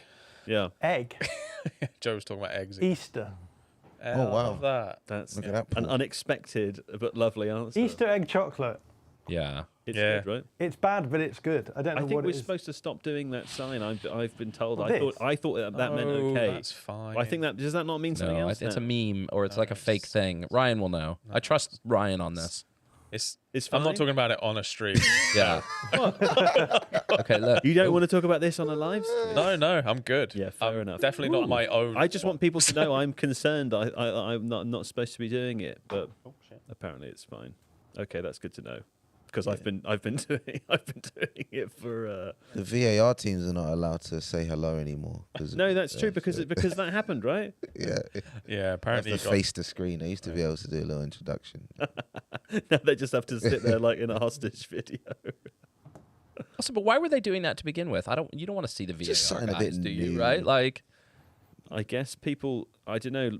Maybe in some ways it's good to humanize them. no. See, I was just going to say the opposite. Really? You think Yeah. the Well, opposite? I'm kind of. I'm on the Jack Pitt-Brook right. VAR abolition, That's fine. and I think I don't want to. I think they shouldn't be humanized. You think they should be dehumanized? Yeah. That's it. We should dehumanize them. The reason I say that No, though man. is VAR not, are not people because too, you know. it's not because I think they should be dehumanized, but it's because people think it's not a human. Oh, I see. You Yeah. think that seeing the humans will Remind emphasize the you. fallibility. Yeah. That's this fair. is just a second human Yeah. who has the benefit of some video. It's not a robot. We talk about it like it's a robot. Some of them are white supremacists, apparently. So I think there's good reason for concern. We implore the use of. Do you have to say allegedly? Allegedly. I don't know. I think Do I you? remember I'm asking- talking to the editorial legal counsel here at the Athletic, who told me that means absolutely nothing. So when people say allegedly at the end of a statement, it's completely irrelevant. And whoever you're talking about, deny It's everything. like when Yeah, someone's like, Facebook, don't steal my data. As much- Yeah, Post a story. I do not. Oh, those were the good days. I love those days. John, quick question. How do you feel about the match momentum John, graphs being stand in introduced? one camera. Don't yeah. not in the nether regions. There we go. How do you feel about the match momentum graphs being introduced for the World Cup? Because they've been on a few times in games, which I think is Yeah. pretty cool. So those momentum graphs are usually like expected threat models, right? Yeah. So basically just shows you how close and how much pressure they have on the opposition goal. Yeah, what is it measuring? Is it like final third touches or?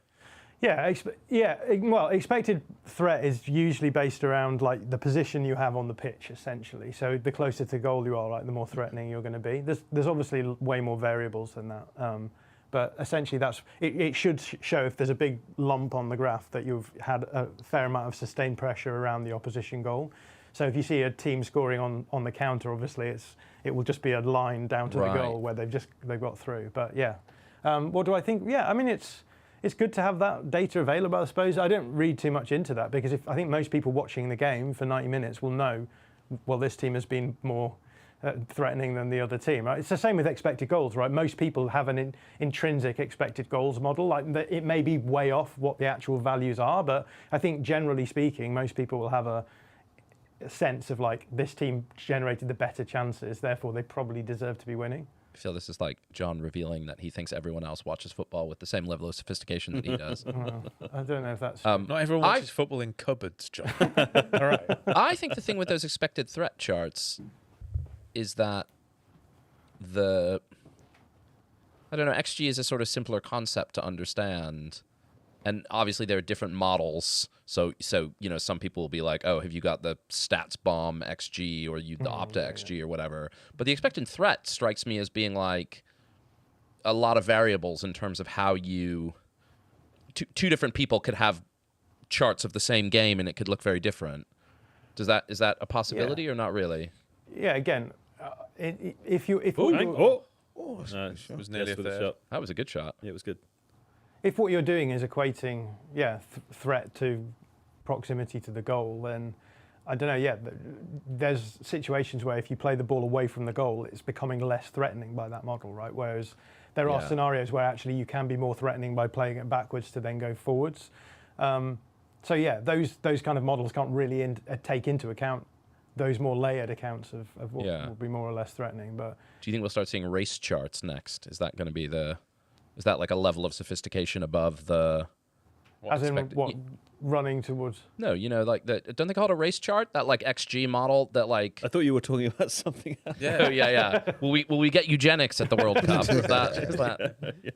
Oh, you mean as in we'll see the sort of? Yeah, is that not called a race chart? Am I just making that up? I don't know. Maybe. That's what Nathan Clark calls it. So I'm blaming him. It's progressive XG. Yeah, so basically just the steps up to show. Yeah. A step chart. Yeah, and you can get that for expected threat as well. Like there's a few outlets that will put that stuff out so that you'll see it going up. So you can see when one team has been more or less threatening. But It's half time. oh yeah, do you want to It's do? half time. Should we do some? Ryan, will you get a game set up while I talk to John? Can I refill my water? Oh, you absolutely can. Yeah. I don't know what the etiquette was. Oh, the etiquette is to come and go as you please, whenever you would like to. Oh yeah, good. Okay. We hope you come back, but you don't have to. Just to be clear, you are welcome to leave at any time. Very good. Okay, John, it's half time in the game. What are we seeing so far? I just want to talk a little bit about the first goal because I want to talk about how we expected this to be quite a lowish block. But actually, Australia are stepping up quite high, and they're trying to block out the middle to a certain extent. So their front three is matching up against the US back three, and their midfielders against the two pivot players for the US. And what this is doing is it's allowing space in the wide areas. So we're seeing those tensions being generated by the US. So, for example, with Robinson coming out here, because they've not got the players wide in the midfield, and they're in at the centre backs, Robinson can drop in, and it's creating this tension for the Italiano in this instance. So actually, for the first goal, we can see how this plays out. I'll actually just put it up on the board because I've got the breakdown here. So this is the situation just before the goal scored, and you can see I've drawn on the Australian outside players pushing onto the outside centre backs for the US, and the centre forward onto Chris Richards in the middle. And you can see the two midfielders quite narrow, but Anthony Robinson in space. There's a flat 5 for Australia at the back, and that means that there's space for Robinson to drop deep and then pull the forward out of position, creating space in the wide area here. So ball is played to Robinson. Full wing-back steps all the way up, opens out that space, and you can see immediately the US players are attuned to that space opening out. So not only do we have Malik Tillman looking for that space in behind the midfielder, but we have Balogun dragging his centre-back out and going down the line so that he can end up in this area in behind the opposition back line, and then eventually plays the ball into that corridor of uncertainty, which causes the own goal. So basically, because Australia are going quite narrow, they're allowing those tensions to be formed in the wide area, and the US are doing a really good job of pulling those the back line apart, pulling the wing back up, hitting that space in behind and causing problems. What do you think? I mean, do you think we'll just see more of the same in the second half? Or one question we had is, like, given that Australia have already won a game, they might be focused on goal difference at this stage.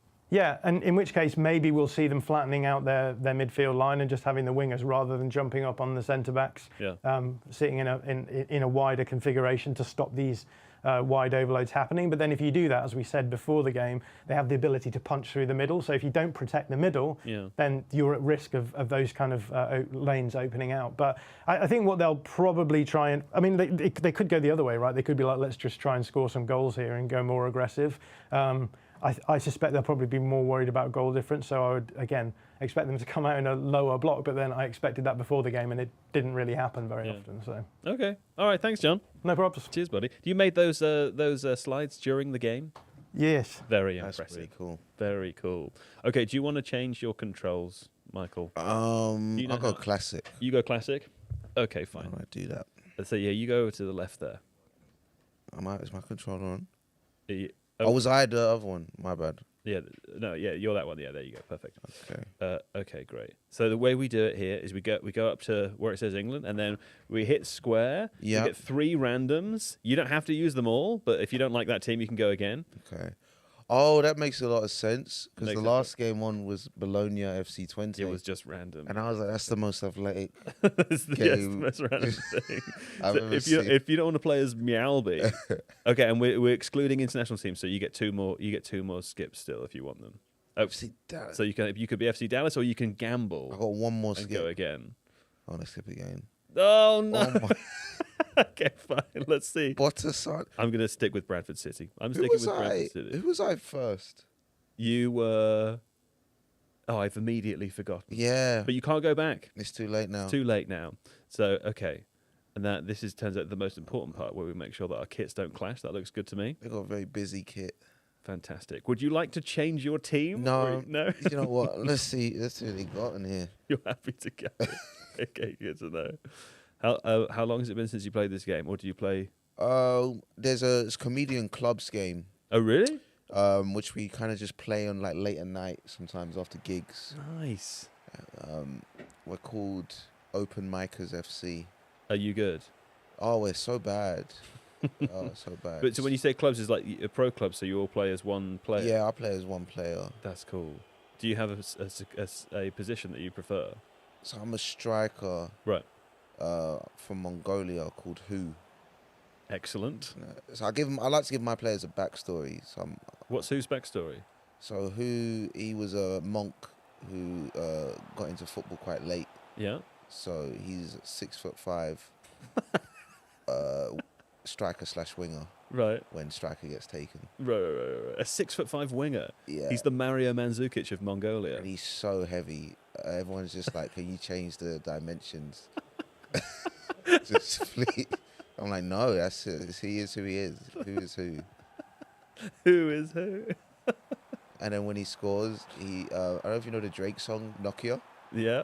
He goes, who's calling my phone? And then he does the yeah, that's the I do that every time I score. That's nice. It'll be 7-0 down. I'm like, guys, we're not skipping the celebration.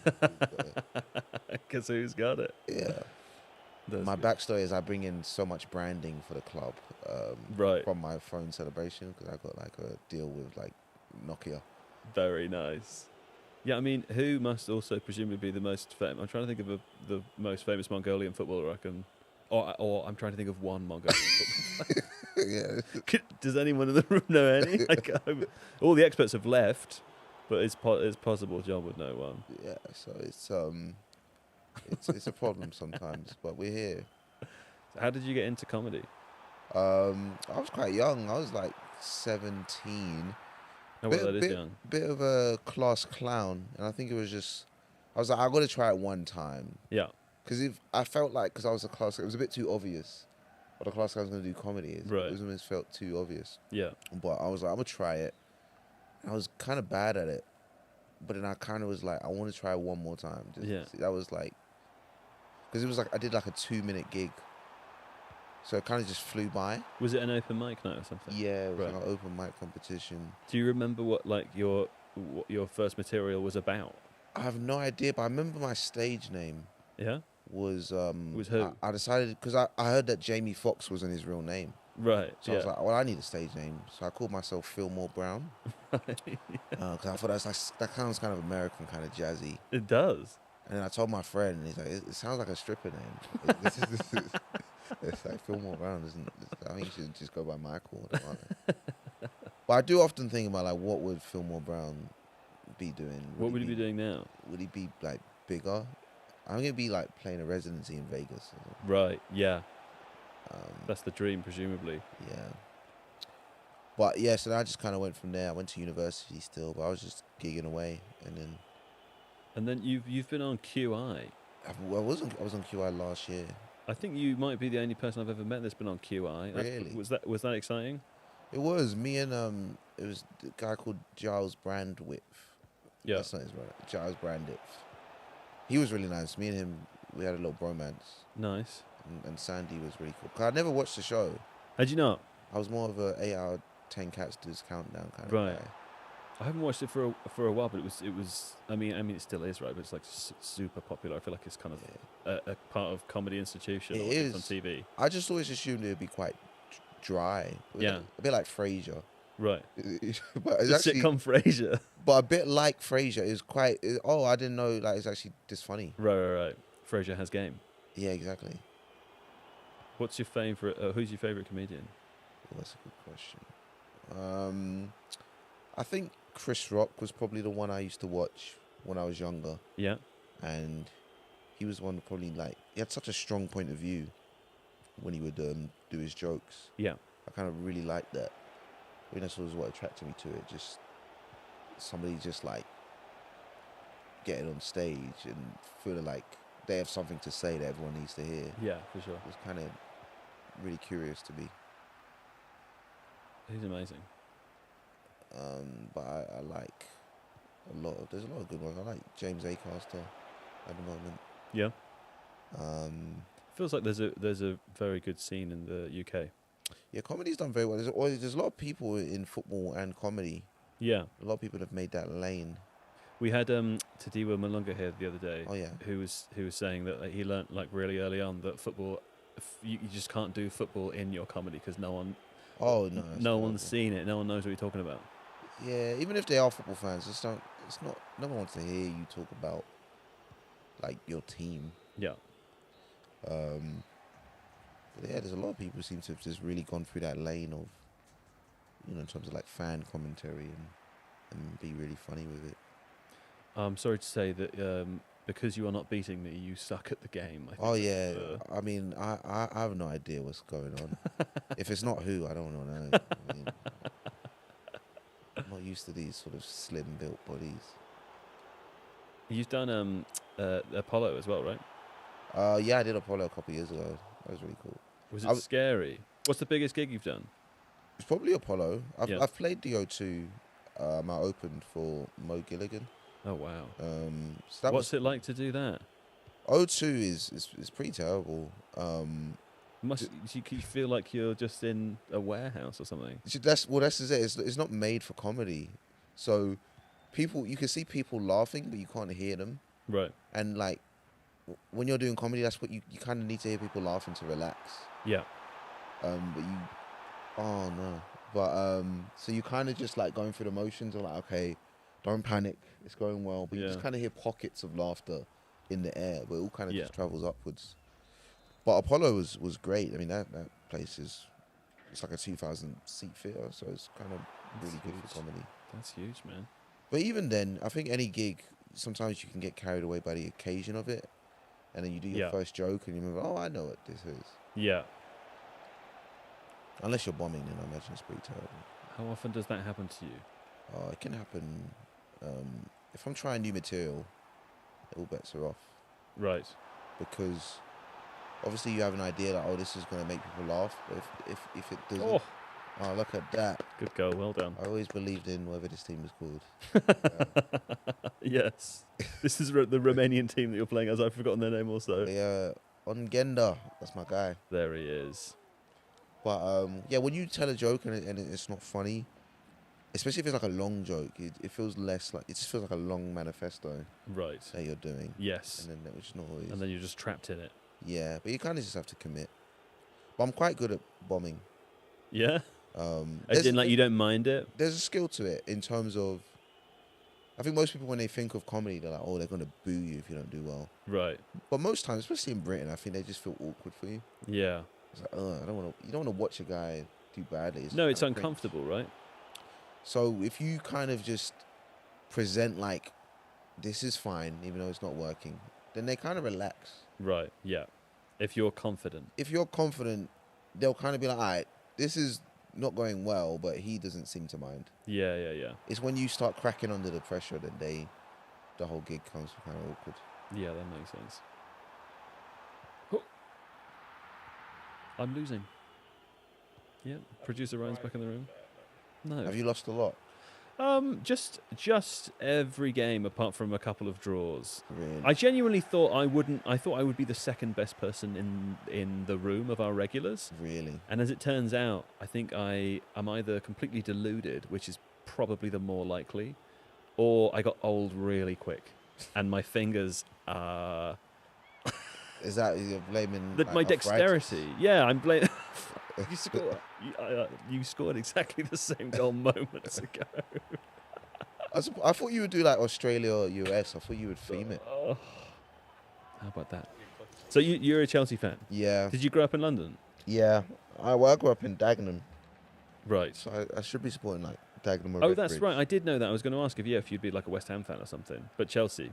Chelsea had a lot of African players when I started getting into football. And that was important to you? Yeah, I kind of, obviously Drogba. I was just always fascinated by Drogba's hair. Yes. Because it flowed. It was amazing. Yeah. It kind of reminded me of, what was that film, Coming to America? Yeah. With the Jerry Kells? Yes. Like, oh, that looks kind of cool. Yeah. So that did it. It had Essien. He kind of like Jeremy. There's a lot of African players. I thought that was cool. Yeah. I think I'm trying to remember what age it was.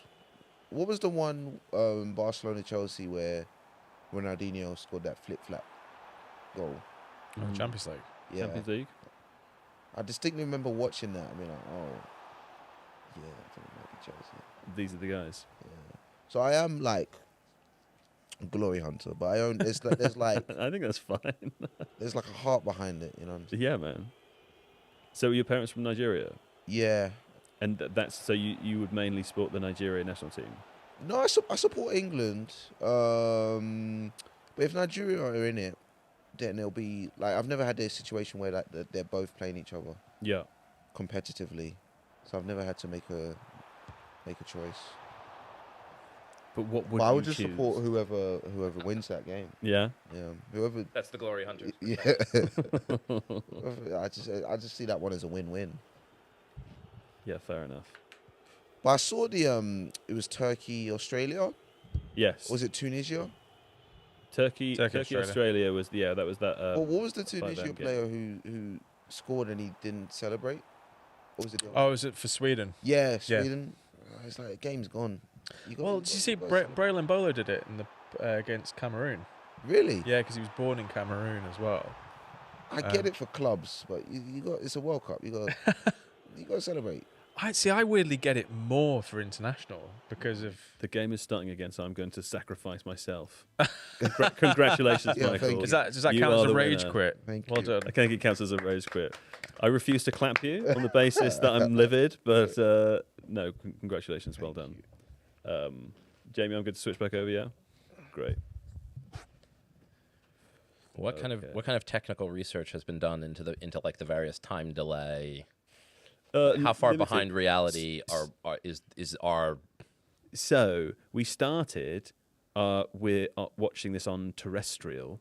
Okay. Because we didn't want to be behind at all. Our YouTube stream itself is on a 30-second or so, 20-second delay. Okay.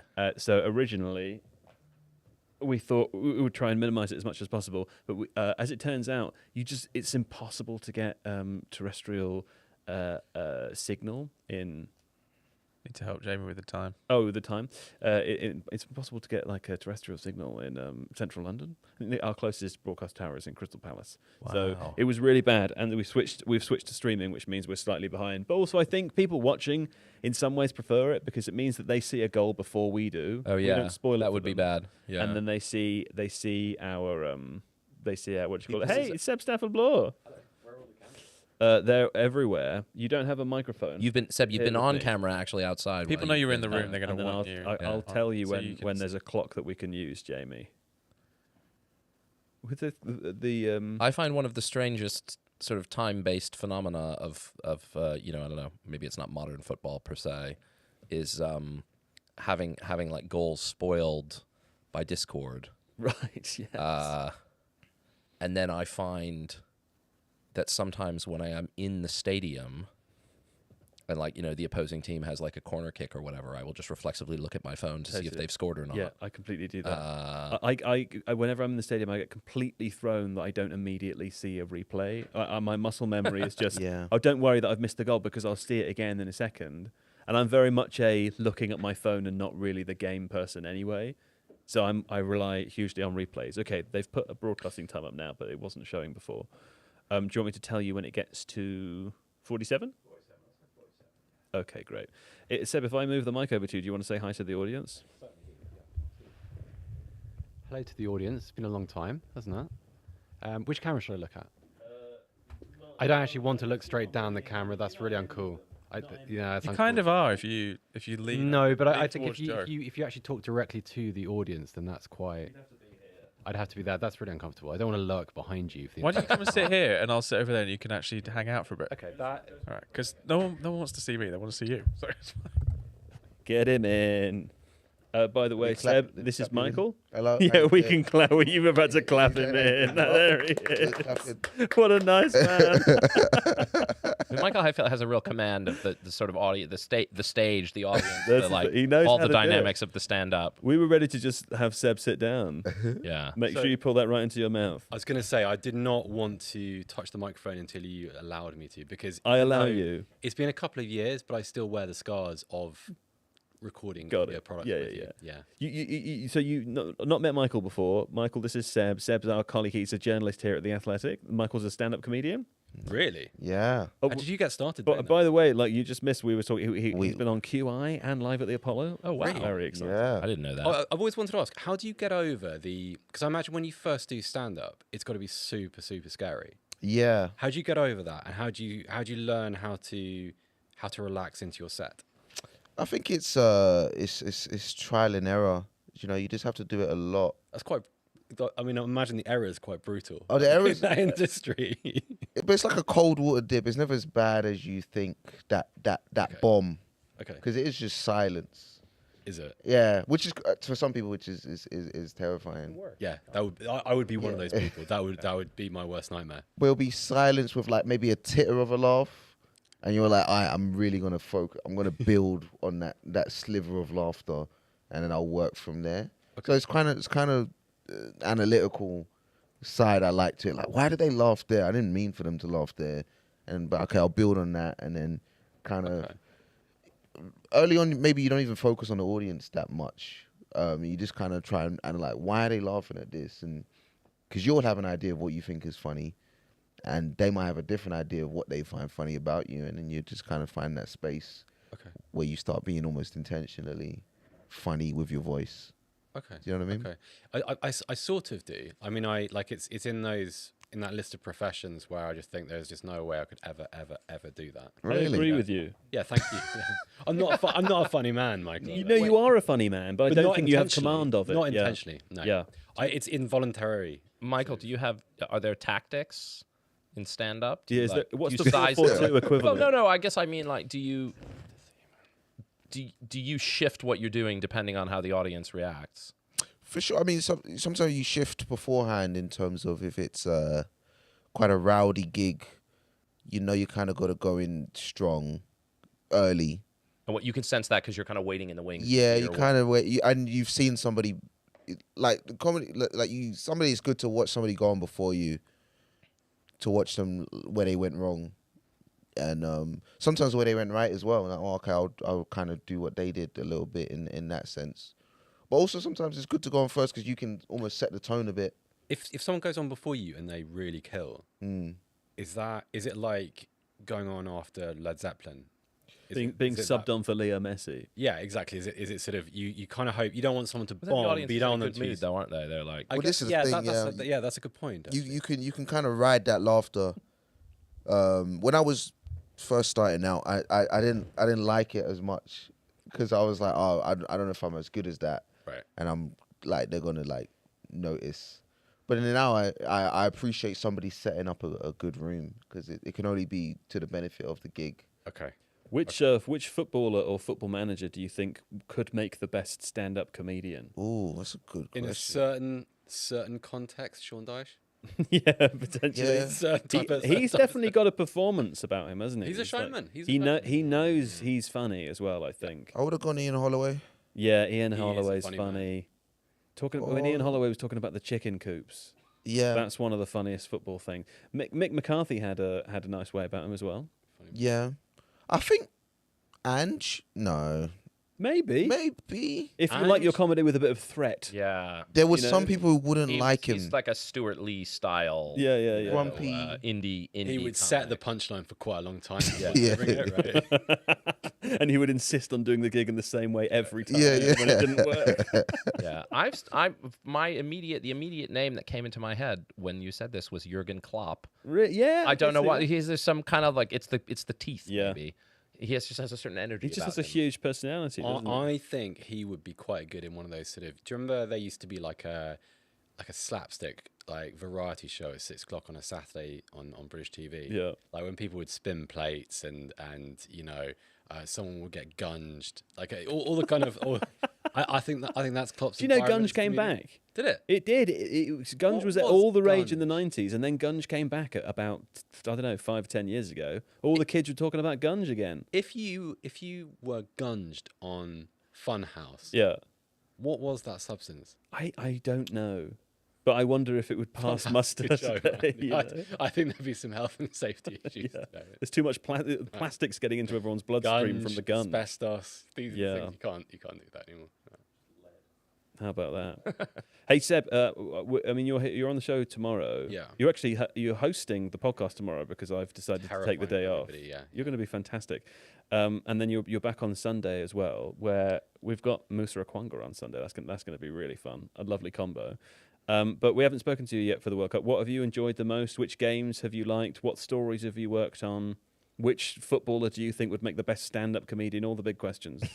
I'm going to pick and choose the questions I want to answer there. Yeah, good. I'm going to go with a couple of individual moments rather than games as Great. a whole. Yeah. I enjoyed the England game. England-Croatia I thought was probably the best game of the tournament so far. Yeah. That was fantastic. Really, really entertaining.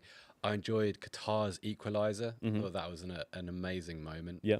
Against Switzerland. Yeah, like it was just you didn't really see it coming. Yeah. You didn't really recognise they had a threat. So for that punchline right at the end, Yeah. that was really great. Maybe worst moment of the tournament, just for it feeling bad, at least when I seemed this way when I watched the highlights, was Qatar going down to 9 men and realising there was still quite a lot of time left. That was kind of harsh.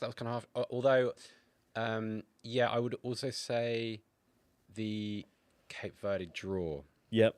That was amazing. That was amazing. Just because Yep. also, as the game was going on, you get to about 60 minutes, you start to believe in it.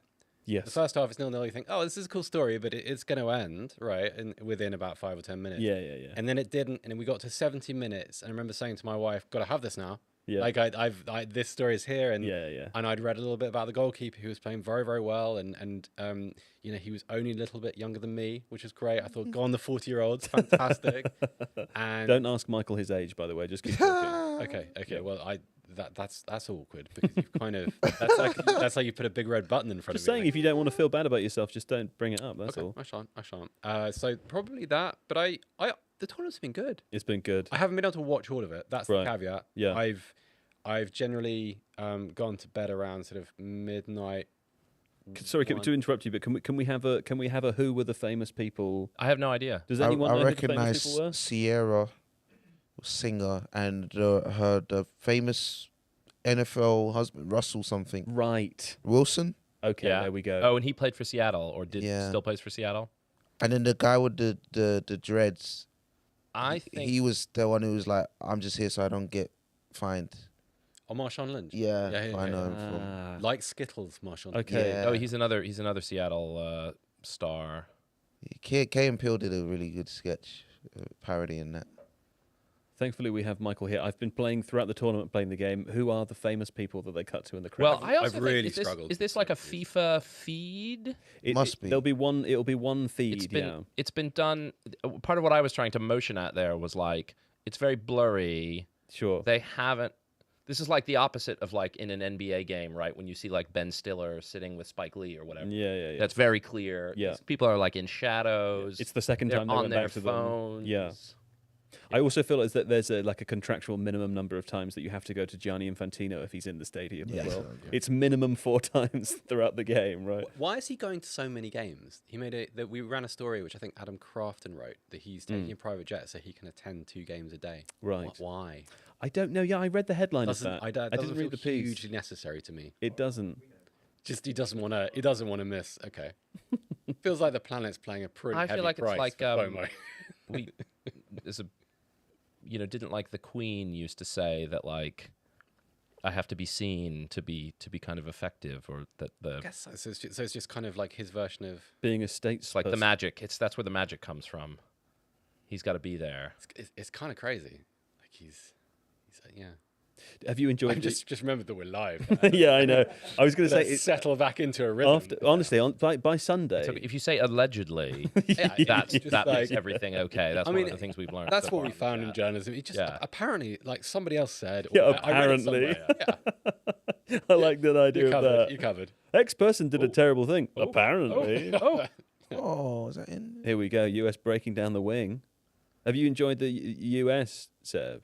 Yeah, I've really enjoyed the way that the country seems to have reacted to it, because I had this concern that they would lose the first game, and some of those players who are not necessarily used to being right in the kind of at the eye of the pressure storm Yeah. might then struggle. So I think that they won their first game was really important, because that also it captures the imagination. Yeah. Maybe people who aren't sort of everyday soccer fans get into it, and I think that's good for the sort of the tournament's general health. Totally. They've captured my imagination. How They played really well. Yeah. how Seb, in your more professional estimation than mine, how Pochettino is it?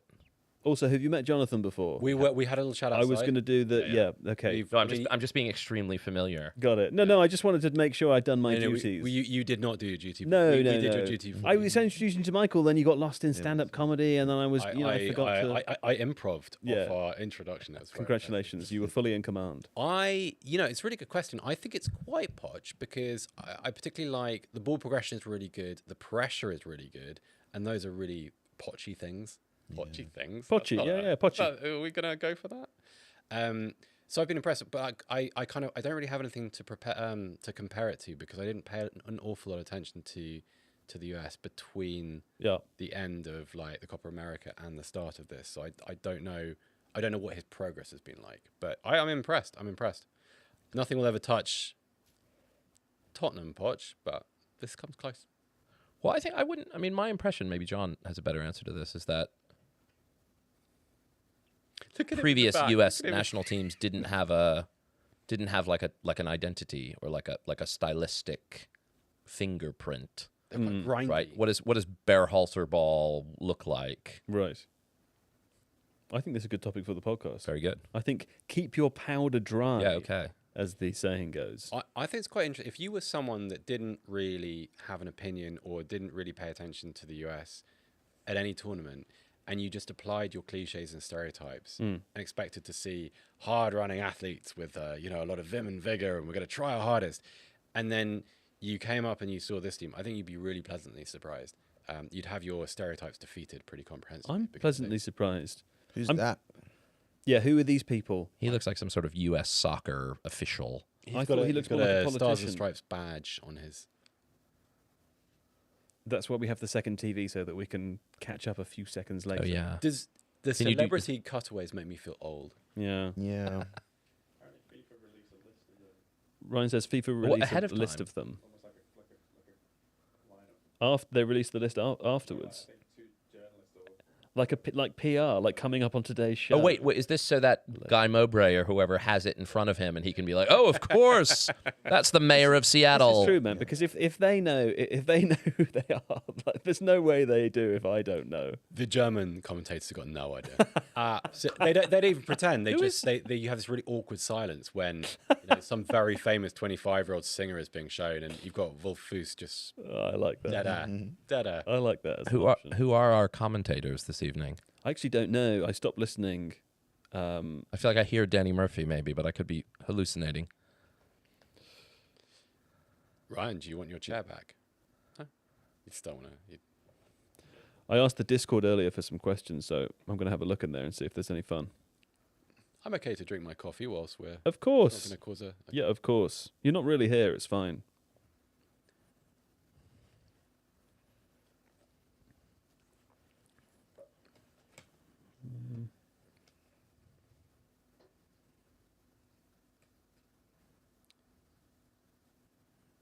Is there a reason why the stadium is that shape? I love the shape of the stadium. The I stand think is this is kinda the one in triangular. Seattle, right? Yeah.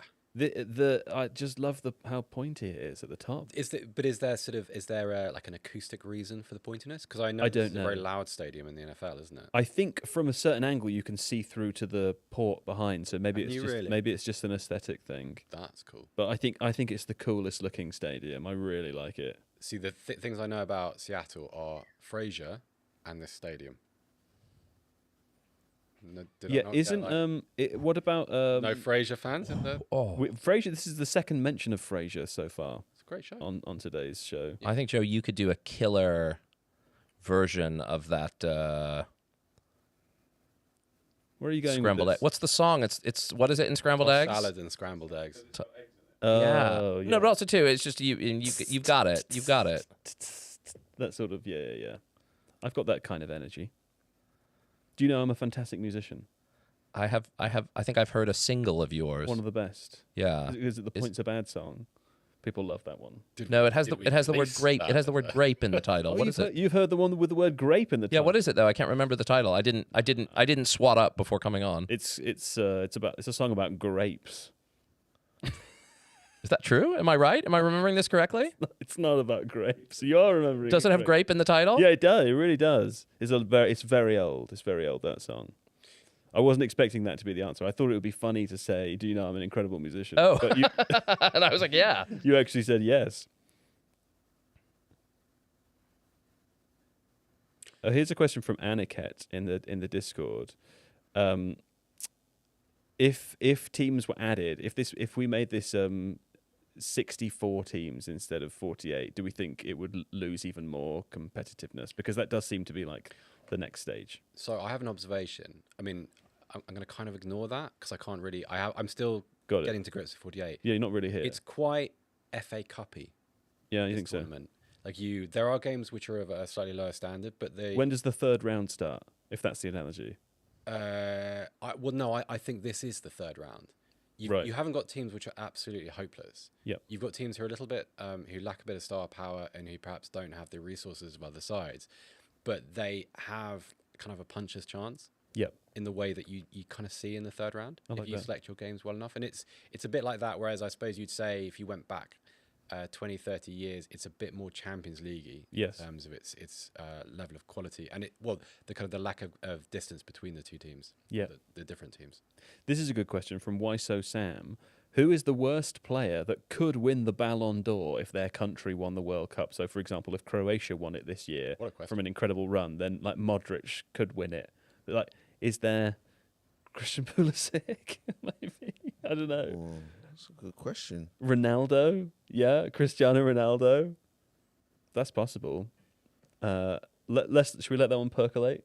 Do they need to play for like a Champions League club at the same time? I don't know. I Do think they? they need to win stuff to qualify for or to put themselves in the mix. Yeah.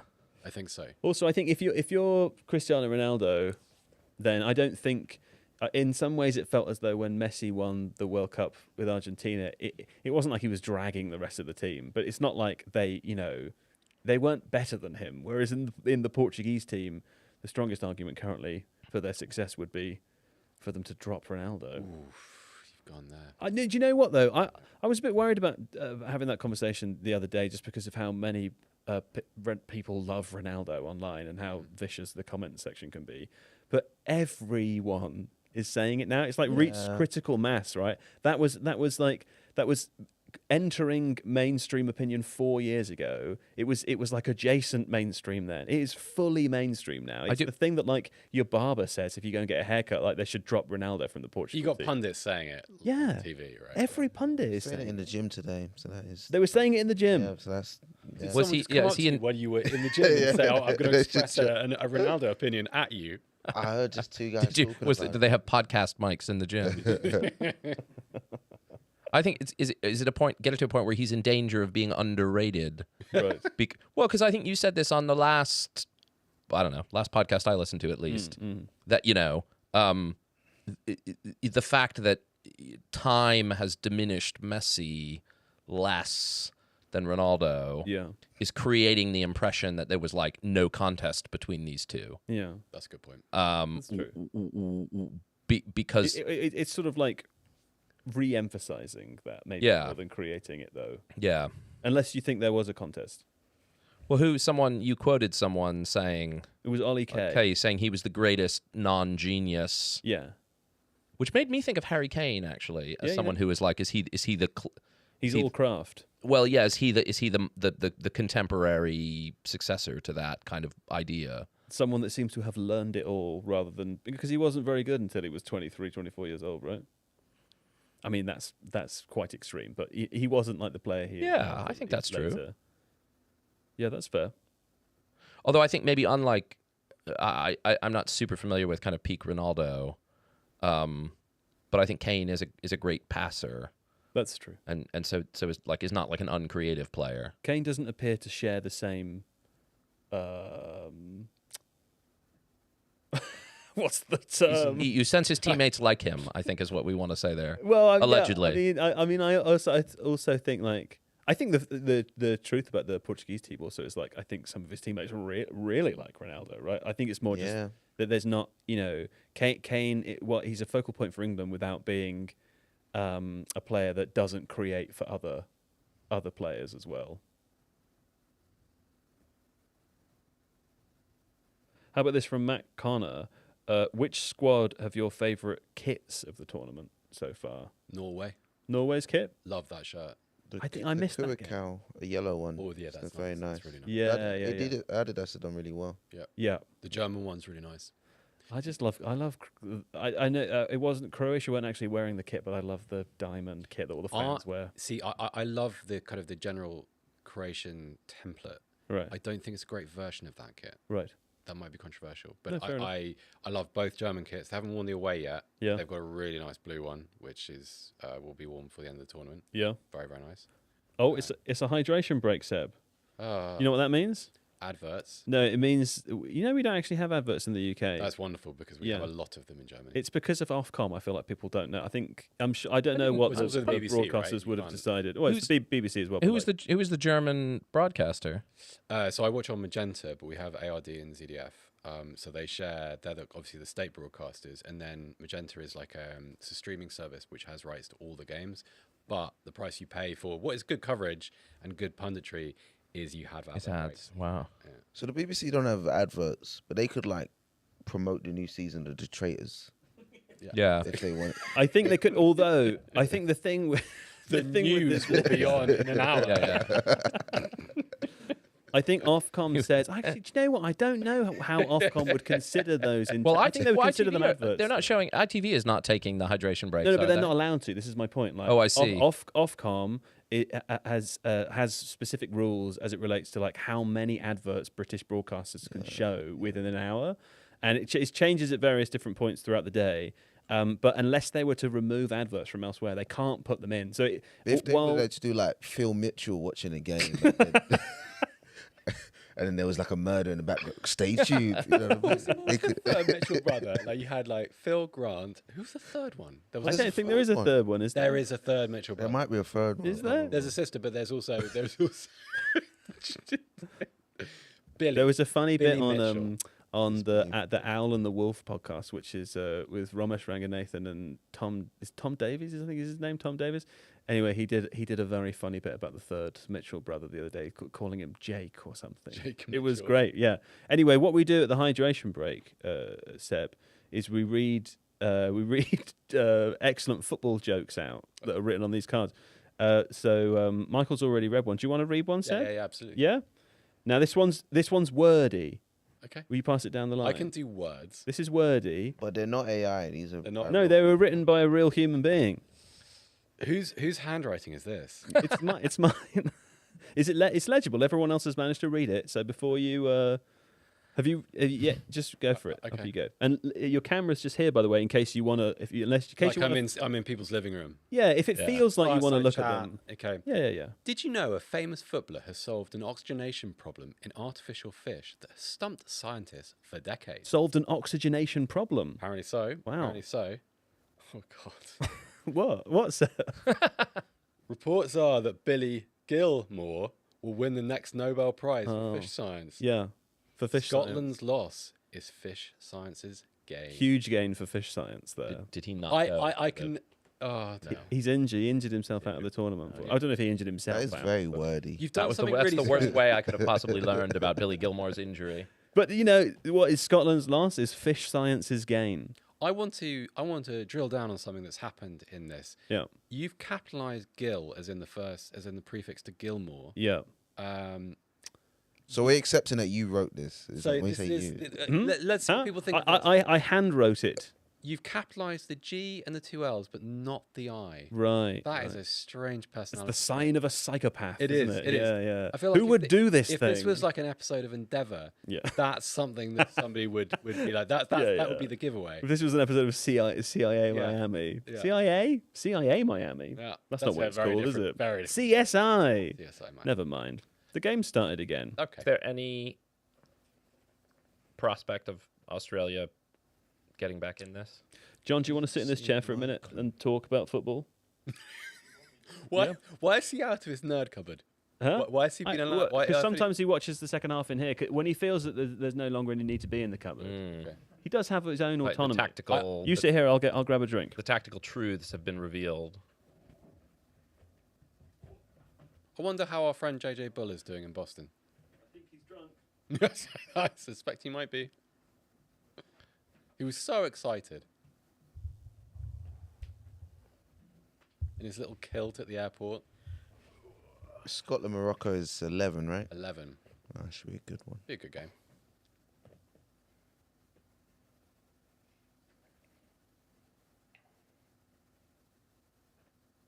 Have Australia changed any? I Have think Australia they've changed been a bit more anything? intense. They've gone for it a bit more. They've made the US work a bit harder in this half.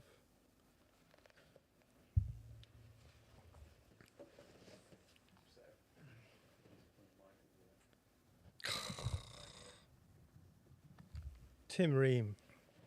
What a man. Ooh. He strikes me as among the more likable American players.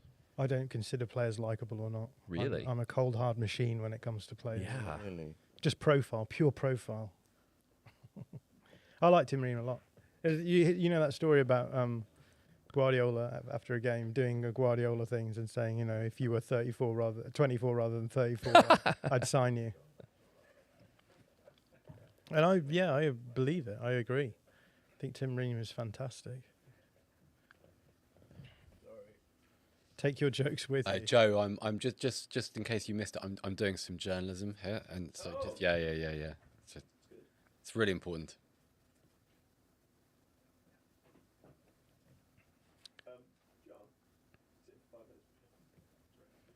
Hello. Where else to begin? Then with USA 2, Yeah. 0 1, Australia.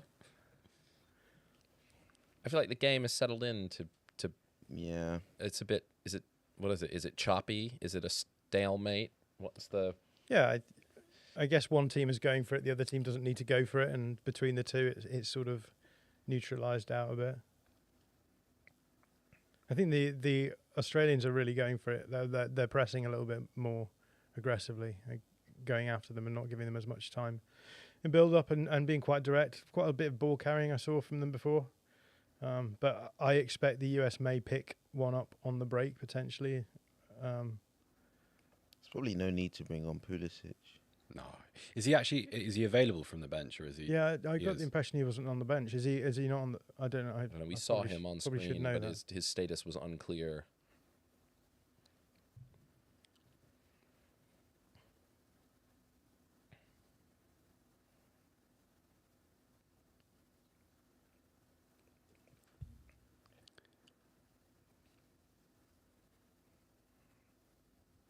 Sebastian Berhalter's on now. He's a good player. Yeah. I gather Pochettino really likes him. Is Yeah. that That's the think son so. of. the Greg. old coach, Greg. yeah. And there was that whole thing with Reina. Yes. Drama. Yeah, I don't know the story behind that. You'll know that, Seb. Yeah, don't want to do that live. But yeah. I read a deep dive on that. Yeah. I was doing in the last World Cup. I was doing Balkan politics live. Don't want to do that.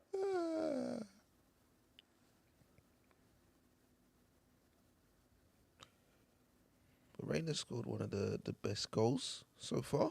That's nice. Yeah, it was a nice Yeah, it one. was I nice, like wasn't that one. Trying to think of the other certified bangers this World Cup so far. The Munoz one for Colombia. I've not seen that I've one. not seen that. That's a... I really like the Manzambi. Yeah, Manzambi's goal yesterday. Yeah. That was lovely. I can't believe that game ended like 4-1. I thought who scored the first Croatian goal? Oh yeah, that was well, nice. that's very good. Yeah. That was a lovely hit, wasn't it? I thought 2 or 3 of Sweden's goals good. Yep. Isaac's one probably should have been saved, but it was a good run and shot. And the last one, Bellingham's goal. Sweet Nice goal. goal. He's so elegant the way he runs away from defenders, he Bellingham. does. It's really interesting when because you see a ball carrier, but then you see a defender who actually can't get near him because he's Yeah. protecting the ball really well, striding away and finishing at the same Just time. being It's VAR'd. impressive. Yeah, I don't know. No, I don't think so. Well, normally they bring up, Hey. and we are seeing a lot of replays. Jackson Irvine, Go on, Jacko. your neighbour. King of Hamburg. To be fair, I think Australia scored 2 good goals. against Yeah, Turkey. the Aaron Kunda goal was really nice. Yeah. The other one was Conor Metcalf, was it? Have you ever seen Conor Metcalf's goal for St. Pauli when they were in the Zweite Bundesliga? I think it was against Holstein Kiel, or I think if you Yeah. it's just it's an outrageous volley. It's very like the Andros Townsend goal against Manchester City Yeah. at the Etihad all those years ago. Well, it's like 4 years ago, but That was a long time, yeah. it was lovely. Apparently Australia have the fastest player at the tournament. Jordan Boss. He's not on the pitch. He was on the pitch. Oh. Did he come off?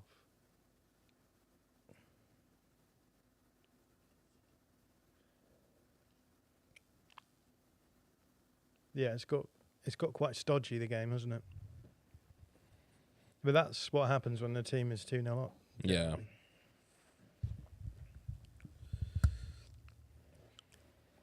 Australia, USA, do they have any beef? Is there any? I read an Athletic article about this.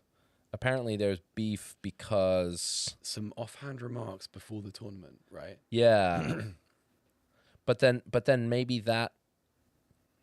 I guess when the draw was announced, some sort of retired U.S. soccer player said like, He was pretty disrespectful, wasn't he? Or he was quite It was Grella, dismissive. wasn't it? Was it Mark Yeah, that's Grella? it. Yeah, yeah. That's Grella. He said, yeah, I think he said that it should be a layup. yeah. Exactly. That. Insulting. It's particularly insulting to use a non-football term. So that was very calculated. Yeah. Former Leeds player, Mike. Really? Yeah. Ooh. Was that in the Football League, or did he play in the Premier League for Leeds? No, in the Championship. You've got a very far away look in your eyes as you remember that period of your fandom. But then I feel like the Athletic article that I read suggested that there had been an earlier incident in another international sport where there had been some Australia-US. Was that the swimming one? Yeah, maybe swimming. Yeah. I think as well, obviously the US have played all of the teams in their group in the last in the last 12 months. And I think the Australia game was quite physical as well, which I think maybe got tempers a little bit high as well. Who's this coming on for Dest? I was going to ask you. Joe Scally. I was going to ask you: is Dest the best? Where you go? Other USA player As opposed to Pulisic. I think the players who stand out for me, obviously apart from Tim Ream, Malik Tillman's had a fantastic tournament, and a fantastic tournament playing in the centre when a lot of people expected him to come in as a maybe a left-sided player in the front line. I think he's been great. Weston McKennie is always important for this team. So yeah, I think I would say those two. I think shout out to Alex Freeman as well, who sort of plays that half role between being like he's a fullback generally, but he's playing as an outside centre back and able to be quite flexible for them, and can overlap with Dest as well. John, what has been your favourite game of the tournament so far? Yeah, it's a good question. I think there's been some quite fun games just from the point of view that the teams are playing quite modern football from a tactical point of view. Explain. So I think the US have done that, Okay. and I think England definitely did that. And yeah, what I mean by modern is just what we might expect like elite sides to do in the domestic game. Okay. What are the traits of that modernity? I think so. Both the US and in their first game and then England were pressing quite high man to man, which a lot of teams haven't done. A lot of teams have stuck with mid blocky stuff, not really wanting to commit too far forward, which has been it's been the reality of international football for a long time that you sort of do that. Okay. And both England and the US went for it a little bit more. England were in their air-conditioned stadium, so there's questions about whether or not they'd be able to... You saying we cheated? No, I just think that it may be the case that they don't try and do that so much if the conditions are different, although I suspect they will. And then, yeah, just doing a lot of stuff like the England team being a lot more direct and trying to generate, forward momentum rather than doing the sort of possession control stuff that we saw under Southgate, which is often just moving the ball around and around and around and not really giving anything up, but not really getting anywhere either. I felt like when I was watching it, that kind of struck me. It felt like a really aggressive response to the situation in a way that we wouldn't have seen in a previous generation, where like it was very much you go ahead in a game in a big game and you just penalty, no. and then you just hold what you have and then hope for the best. And it like obviously the most notable example is that Croatia semi-final, but then that's the best example. Or maybe the Italy final in Euro 2020, where you find yourself playing well, and then for whatever reason you just think, well, you kind of don't trust your own momentum, which is I don't know. I liked Gareth Southgate, but that felt like a fair criticism. It was quite interesting watching Anthony Barry do the halftime interview, which is I still never understood those, but he was quite critical of the team and quite like more open than you'd think assistant coach would be about how they weren't. He was very forthcoming. There's been quite a few interviews that he's given, I think.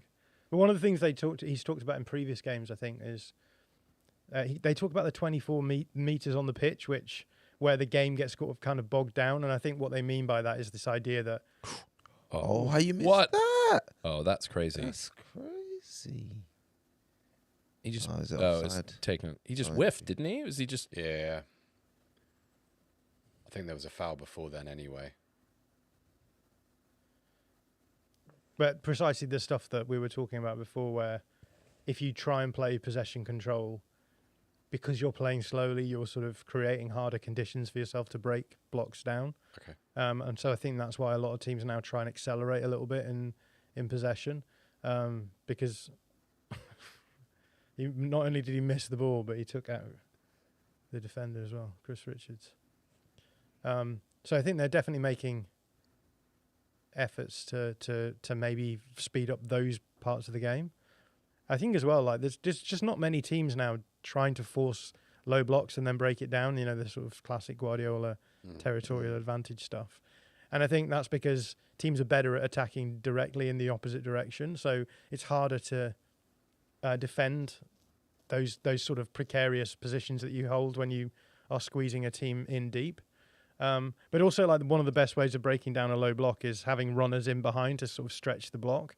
And if you do that, you're emptying out the middle and making it harder to counter press, making it easier for the team if you lose the ball, your opponents, if you lose the ball, to then go the other way as well. Yep. So what we're seeing a lot of teams do now is, rather than persisting against a low block for a long time, is just like resetting, passing the ball all the way back, sometimes even to the goalkeeper, and decompressing the block and opening it out, because a lot of these teams have players who are just much better suited to attacking more directly. Walk me through that slowly, like the decompressing. Treat me like I'm like not 5, not a double-digit IQ, but like approaching it. So I guess if you're playing up against a low block because you're retaining possession and you're trying to work it apart. Yeah. Obviously, you've got a lot of space behind you to defend if you lose the ball, and but you're also like up against usually a fairly compact, structured unit that you want to pull apart. And I just think that both of the downsides of that, one downside is if you lose the ball, you're going to have to defend large spaces. But the other one is that in order to pull apart a block, you have to make decisions that usually involve making your counter press worse if you lose the ball. The combination of those two things in the modern game now is such that I think a lot of teams are saying it's not worth the downside of the upside of controlling possession in the opposition's third. Does your counter press get worse because you have to overload the wings? Is that the because you're having players making depth runs, so you're then so you'll have central midfielders maybe or strikers running in behind the opposition back line. I see. So you're drag the back line deeper to open out space in the block, thinning out your own kind of central midfield. Your own structure is becoming worse by playing in that way, and your own structure is already quite tenuous. And so I think what ends up happening is teams are like, we're not willing to accept both of those downsides. What we'll do is we'll play the ball backwards, sometimes even back to the goalkeeper, move all of our players deeper and open out the block in that way. And I think the other side of that reality is that a lot of teams now, because they are protecting against transition moments, is they're signing much more physically dominant players, and that often has a knock-on impact on the sort of technicality that you have. A lot of players who are very good at that aren't going to have the small space technicality that helps you break down a low block as well. So because a lot of teams have often more physically... Did he just give out 4 yellow cards there? It was like extremely interesting sort of multiple card deployment. Yeah.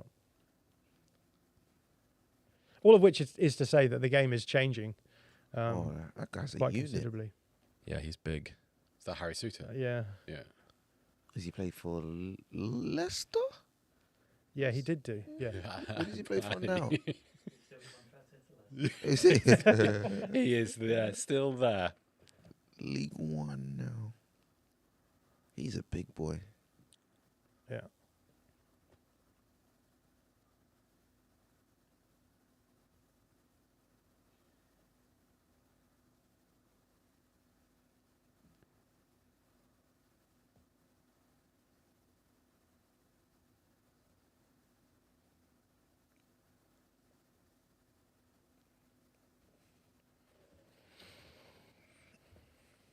I think the US have done a good job of sort of controlling the second half. And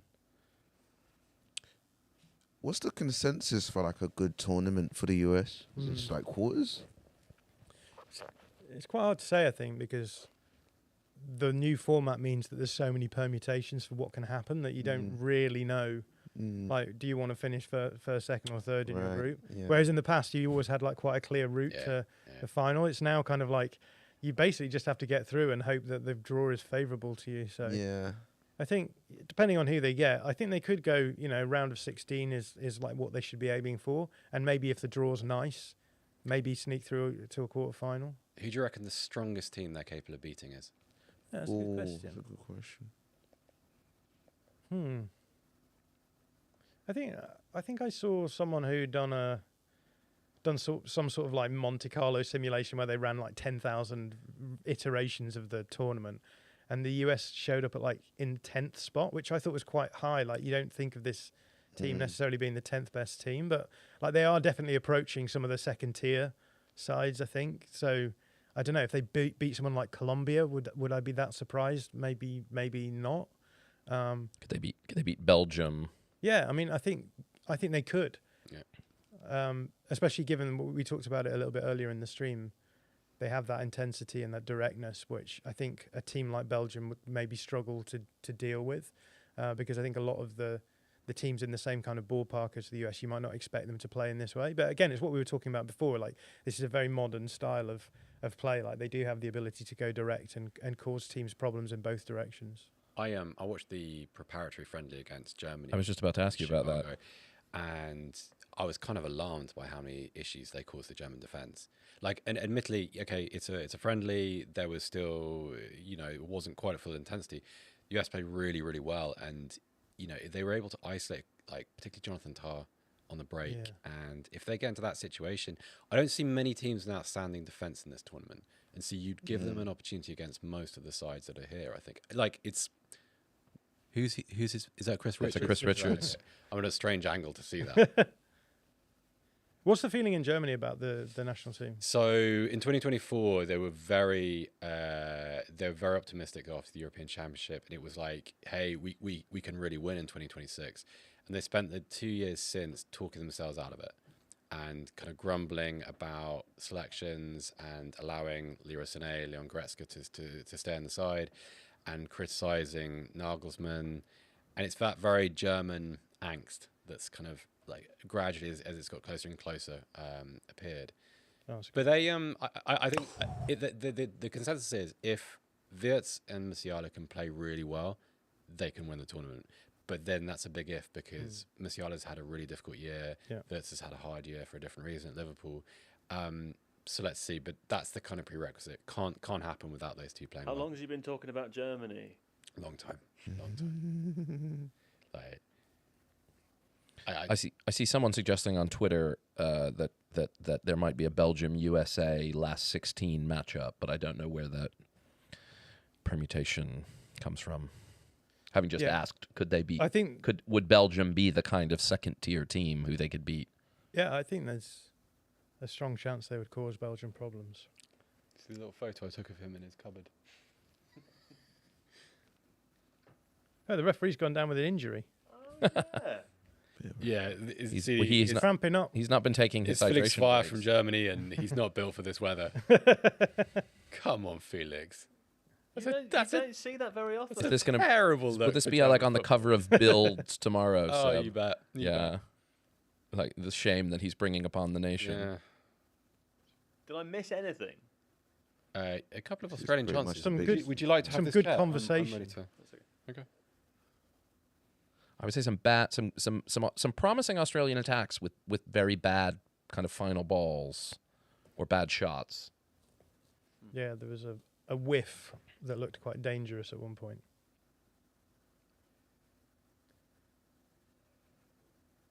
Ooh. Oh, they're giving him some kind of salt shot. Oh, we've gone from the sponge to the magic lotion. Magic potion. How humiliating is this? He's got to Look. have a little energy drink. It's quite seductive. I feel like there should flying be as well, right? What was the where was Oh, the he's up on fine his now. elbow. He's up. Heads up, Felix. That worked. Oh, ref. where was the tournament Ref, he where went down too easy. He's right back up, ref. which tournament was it that the ball was driven onto the pitch it's in a the little last Volkswagen? Was that the last World Cup or the Oh, and the Euros? tiny little truck. Yeah, I feel like was it a Volkswagen? 2018, maybe. No, I think it was Qatar, and I loved it. It was great. I think it was maybe a few. Did they do a few? Did they do? Yeah, it was a sponsorship, wasn't it? Right. I feel like that little bottle of like energy gel should have come by a remote controlled vehicle. I think it should have been a Drone, delivery surely. driver. in Yeah, a today's- drone. Yeah. Today's day and age.